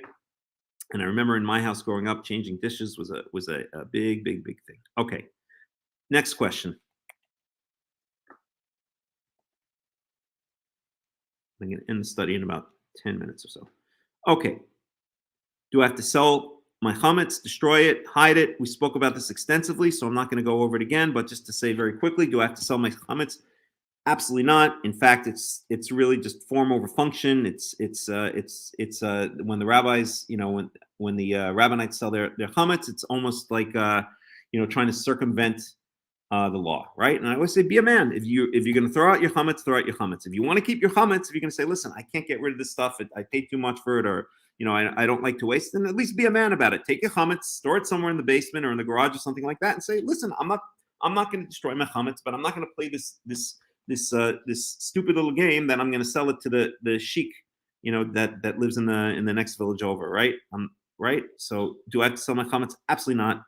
It's just one of these rabbinical loopholes that is form over function, that is excessively legalistic, and it really has no meaning. Do I have to destroy it? Do I have to hide it? Preferable to destroy it, but if you just can't bring yourself to waste, or if you have a reason for keeping it, like if you have a big stock of something, like let's say again you own a bread factory or something like that, then just hide it, out of sight, out of mind, right? Okay, so we spoke about that earlier, so I'm not gonna focus on it now. Okay, one or two last questions. So this is an important one. I'll spend about 5 minutes on this one. I'm getting a bit tired, so I kind of want to end it. Okay. Can I make my own matzah at home? Does it have to be completed within 18 minutes? Do I need to use special shmurah or kosher Passover flour? Okay. Can I make my own matzah at home? Absolutely, yes, 100%. In fact, it's much easier to make matzah at home than it is to make bread at home. Okay. If you're going to make bread at home, you have to knead the dough, you have to add the leavening agent, you have to let it rise, you have to pound it back down, you have to let it rise again, depending on what the process is. It's a long, complicated process. To make matzah at home, all you need to do is mix flour and water, knead it into a dough, okay, make little balls or whatever you want to do, roll it out, and then you can either put it in the oven or you can even fry it on a tortilla. As long as you are not using leavening agent, then it's simple. And then it's not chametz, it's matzah, and it's very simple and very easy to do at home. I do it every single year. You can even add spices into it. The Egyptian Karaites, when they make their own matzah, they add coriander seeds in there. You can add whatever spices you like. You can add a little bit of olive oil. You can add a little bit of a sweetener, let's say some honey or sugar or something like that. Whatever you like to add, as long as it doesn't have a leavening agent, it will not leaven, okay? Even if you let it sit there for hours, it will not leaven without a leavening agent. It might leaven a tiny, tiny, tiny, tiny little drop, but too little to make any Mark L. Okay, I will, but too little to make any difference. Okay, so it's very simple. Okay, and let's go on to the next question. Does it have to be completed within 18 minutes? Absolutely not. That's rabbinical baloney. And we Karaites always like to show a proof verse from the Torah, which I'll show in a second. And do I need to use special shmurah matzah? Absolutely not. You can go to the supermarket. You can buy a regular bag of flour, whole wheat flour, regular white flour. Take it back home. Okay, you can take your time. You can mix it with water. Add a little bit of spices in there. Add some salt in there. Add a little bit of whatever you want in there. Okay, knead it. Roll out little balls. Flatten them. Put them in the oven, or put them on the stove and make tortillas out of them. And that's it. That's matzah. You do not need to do it within 18 minutes. You do not need to use special flour. And if we had more time, I'd get into details exactly why. But let's talk for a second about the 18 minutes. So the proof always is, if I can find it here, the typical Karaite proof against this ridiculous idea of 18 minutes is, let me just see here. Find if you do it. No, it's before this. 1 second. It's going to be before this. It's going to be Exodus 11. Okay. One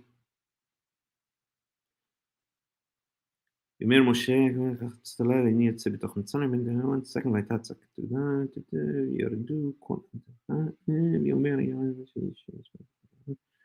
No.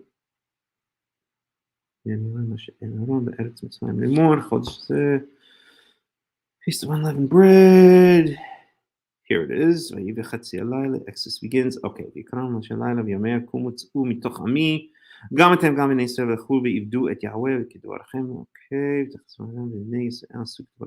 1 second. We're almost there.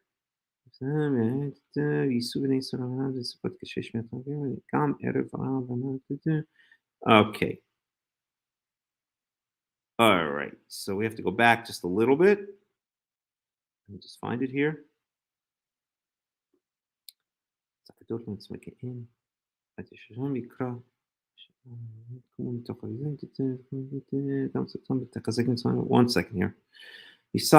Here it is. Okay, so it's Exodus 12:34. Okay, so this is the whole place basically that we get the reason that we're eating matzah in subsequent years, that we're eating matzah over Passover. Okay. Verse 34, as the Israelites were fleeing out of Egypt, we saw ha'am et batzeko terem yachmatz mish'arotam tzururot b'simnotam al shichman. Okay, so the people, meaning the people of Israel, they carried et batzeko, they carried their dough before it had the chance to rise. B'terem yachmatz, it's the same word as chametz. Okay, before it had the chance to rise. Okay. Mish arotam, that's they're usually translated as kneading troughs, but if you see in there is the word saor, mish arotam, the second, third, and fourth letter are make up the word saor, or make up the root saor. So it means the bowls in which they allowed the bread to rise. So they carry these bowls, sururot b'simnotam, okay, wrapped in their clothes or their robes, al shichmam, on their shoulders. So as the Israelites left Egypt, okay, they ran out of Egypt on the night of the 15th, in the middle of the night on the 15th, and they had these bowls on their shoulder with dough in the bowl that did not yet have a chance to rise, that did not yet have a chance to leaven. And then they got out into the desert eventually. Okay, remember the 600,000, not including the Erev Rav. Okay, they went to Sukkah. They got out of Egypt, Ramses, where they were living, 600,000 people, okay? And on top of it, the Erev Rav, right? The mixed multitudes. And then it says in verse 39, and they baked the dough, which they had taken out of Egypt, into what? Into cakes of matzot, into cakes of unleavened bread. Kilo chametz, because it did not have a chance to rise, did not have a chance to leaven. Ki gorshumi Mitzrayim, because they had been ejected from Mitzrayim, right? They'd been thrown out of Mitzrayim. Belo yachlu litmamea, and they did not have a chance to take their time. In other words, they had to get quickly. They had to get out of Dodge real quick. Okay. V'gam tzeda lo asu lehem, and also tzeda and provisions. You usually translate it, but that's irrelevant. Okay. The point is, when they took their dough on their shoulders when they left Egypt, okay, and when they got out into the into the desert, okay, whether they had leavening agent in that dough or whether they didn't have a leavening agent in that dough, okay, let's assume that they didn't have a leavening agent in that dough, then even more so, okay, that when they got out into the desert, when they finally got to Sukkah, and remember, we're talking about 600,000 people, and then on top of it, the babies, and then on top of it, the Erev Rav, when they finally got to Sukkot, God knows when that was, right? Maybe a couple of hours later, the next day, who knows exactly when, right? Maybe in the morning, right? Then they took that dough and they baked it into matzot. They baked it into unleavened cakes, right? Into unleavened bread.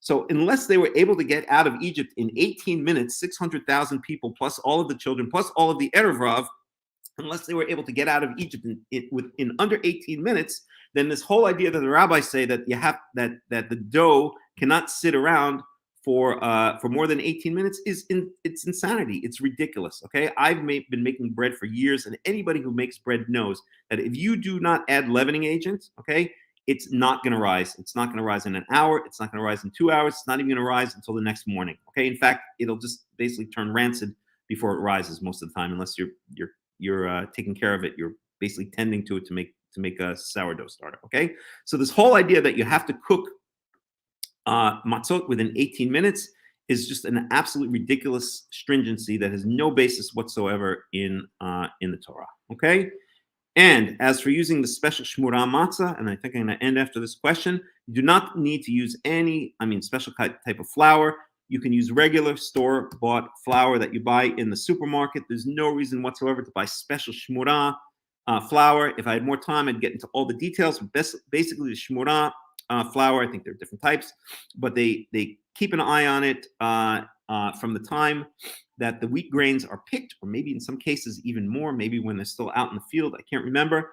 But even before the wheat grains, the wheat seeds are ground into flour, they're keeping an eye on it to make sure it has no contact with water whatsoever, because the fear is that if it has any contact with water whatsoever, it's going to leaven. Okay, this is ridiculous, and I'll tell you why it's ridiculous very briefly. Okay, first of all, you cannot leaven grains. Okay, you can't. There's no such thing as leavening a wheat grain or a wheat seed. Okay, it first has to be ground into flour. Okay, and then really to leaven it, you need, again, a leavening agent. If water comes into contact with flour, it's not going to leaven. What it's going to do, it's going to clump. Try it. Take some flour, sprinkle some water on it, and you're going to see clumps, and you can easily sift those out. So let's say you just had regular flour and some water had come in contact with some of that flour.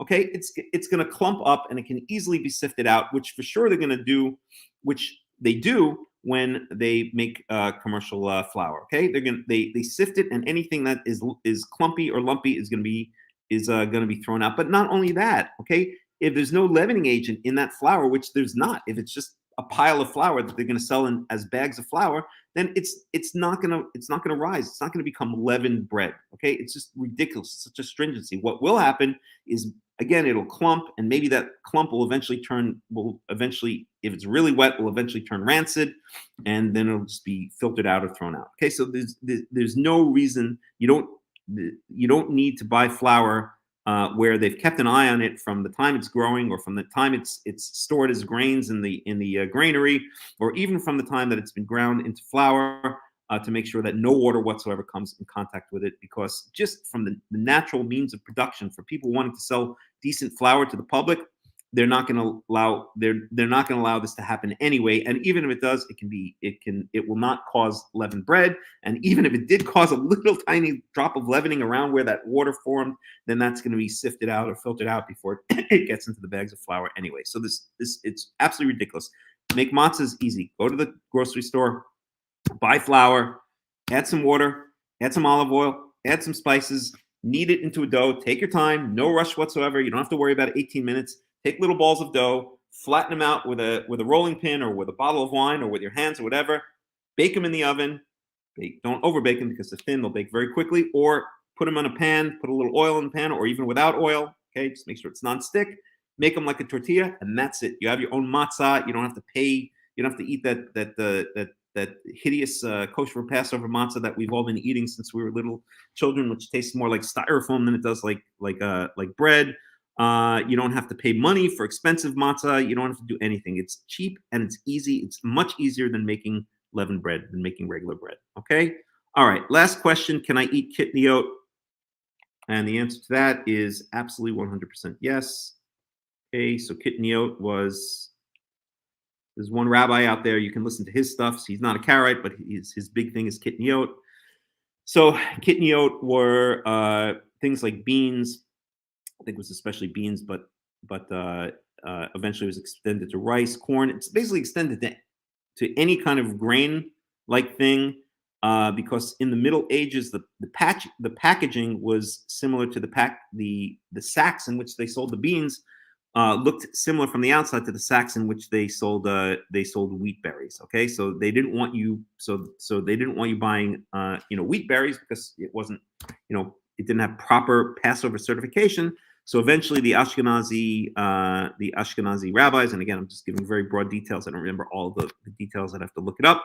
But basically in Ashkenazi land, they eventually outlawed eating beans, rice, corn, etc. Anything. Well, they didn't have corn back then, but beans and rice during Passover, because the packaging could be confused with wheat berries, and they didn't want anyone eating wheat berries unless they were certified kosher for Passover. So they just eliminated beans, rice, and eventually corn and all this stuff, etc. Okay, if you grew up Ashkenazi, you know what kitniot is. Okay, do you have to avoid kitniot? Absolutely, 100% not. You can eat kitniot as much as you want. There's no prohibition against it on Passover whatsoever. Okay. So with that being said, I'm going to end the study here. It's been a long study, a good one. Does anybody have any final questions or comments before we end it? Just had one thing here. You Yes, were sir. talking about, obviously you can feed your animals, your pets, breads and things if they have to, if they had, necessary to do so. Obviously, you wouldn't mix that with your own food for the obvious reasons. But Right. so there is no concept then anywhere in the Torah of deriving benefit from a chametz product. No. Obviously, if you're feeding bread to your animals, I remember there was a story about the Ashkenazi town that the Goyim were feeding their chickens bread products and then slaughtering the chickens during Passover. And they actually banned eating chicken in that town for that reason. So that's the reason I'm asking the question. There's no prohibition against stuff like that. None whatsoever. That's completely rabbinical, and Yeah. and it's completely exaggerated. I mean, does it even make any sense that chickens ate chametz, and so you're going to ban eating chickens? I mean, that's what happens when Am Yisrael goes out into the galut. They go crazy in the lands of the exile, and that's the kind of stuff they come up with. Really, no. The only thing is that we are not supposed to eat chametz. Okay, animals do not have to follow the mitzvot of the Torah. Okay, animals are not in covenant with God to follow the mitzvot of the Torah. They can eat chametz, they can eat seor. Okay, I'm also Ashkenazi, Reuben and Aviva Scurry. Okay, don't worry. I grew up Ashkenazi my entire life, and I suffered through Passover having grown up Ashkenazi. So at any rate, correct. Okay, so yes, I guess again, getting back to chametz and seor, right? So I mean, if you don't feel comfortable having it around at all, then I guess don't give it to your cats and dogs. But in my opinion, there's no problem whatsoever. If you see that your cat food has chametz in it, okay, it's not a problem, because there's absolutely no cats and dogs. Animals do not have to not eat chametz on Passover. Okay. Yeah, somebody posted I guess I could call a meme. It was an old lady feeding the pigeons there, and she was throwing matzah at them, and they were, knocking on the head. The pigeons were saying like, "Oh, I can't wait till she, gets back to the regular schedule of feeding the bread." I saw that. One guy's got a concussion, right? So I mean, it does comes up. It comes up in that application. We have chickens here, and they are in egg laying season right now, so they are providing eggs for us, and so that's another reason why I asked the question. If we're going to feed them bread, then, can we eat the eggs? And obviously, yes, we can. I guess. So, yes. Okay, good, good. All right. Any other questions, anybody, before we end it?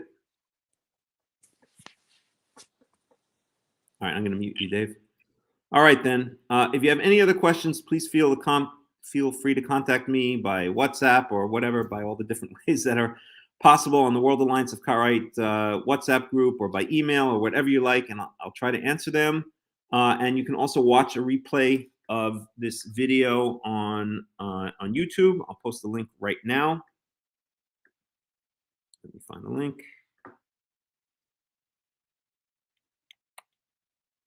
Right here. Okay, so feel free to copy and paste that link. I'll post it. Okay, so that's if you want to watch a replay of it. Okay, and other than that, I'm gonna end the study. I hope it was useful. I hope it was helpful. And I wish everybody a wonderful Chag Matzot. And I will be giving another class. I think it's going to be this Friday, and it's going to be all about Passover in the Tanakh. It should be a very interesting class. I'll post details about it in the various places where I usually post this kind of stuff. And that's it. I wish you all a wonderful, wonderful Passover. Chag Matzot Sameach.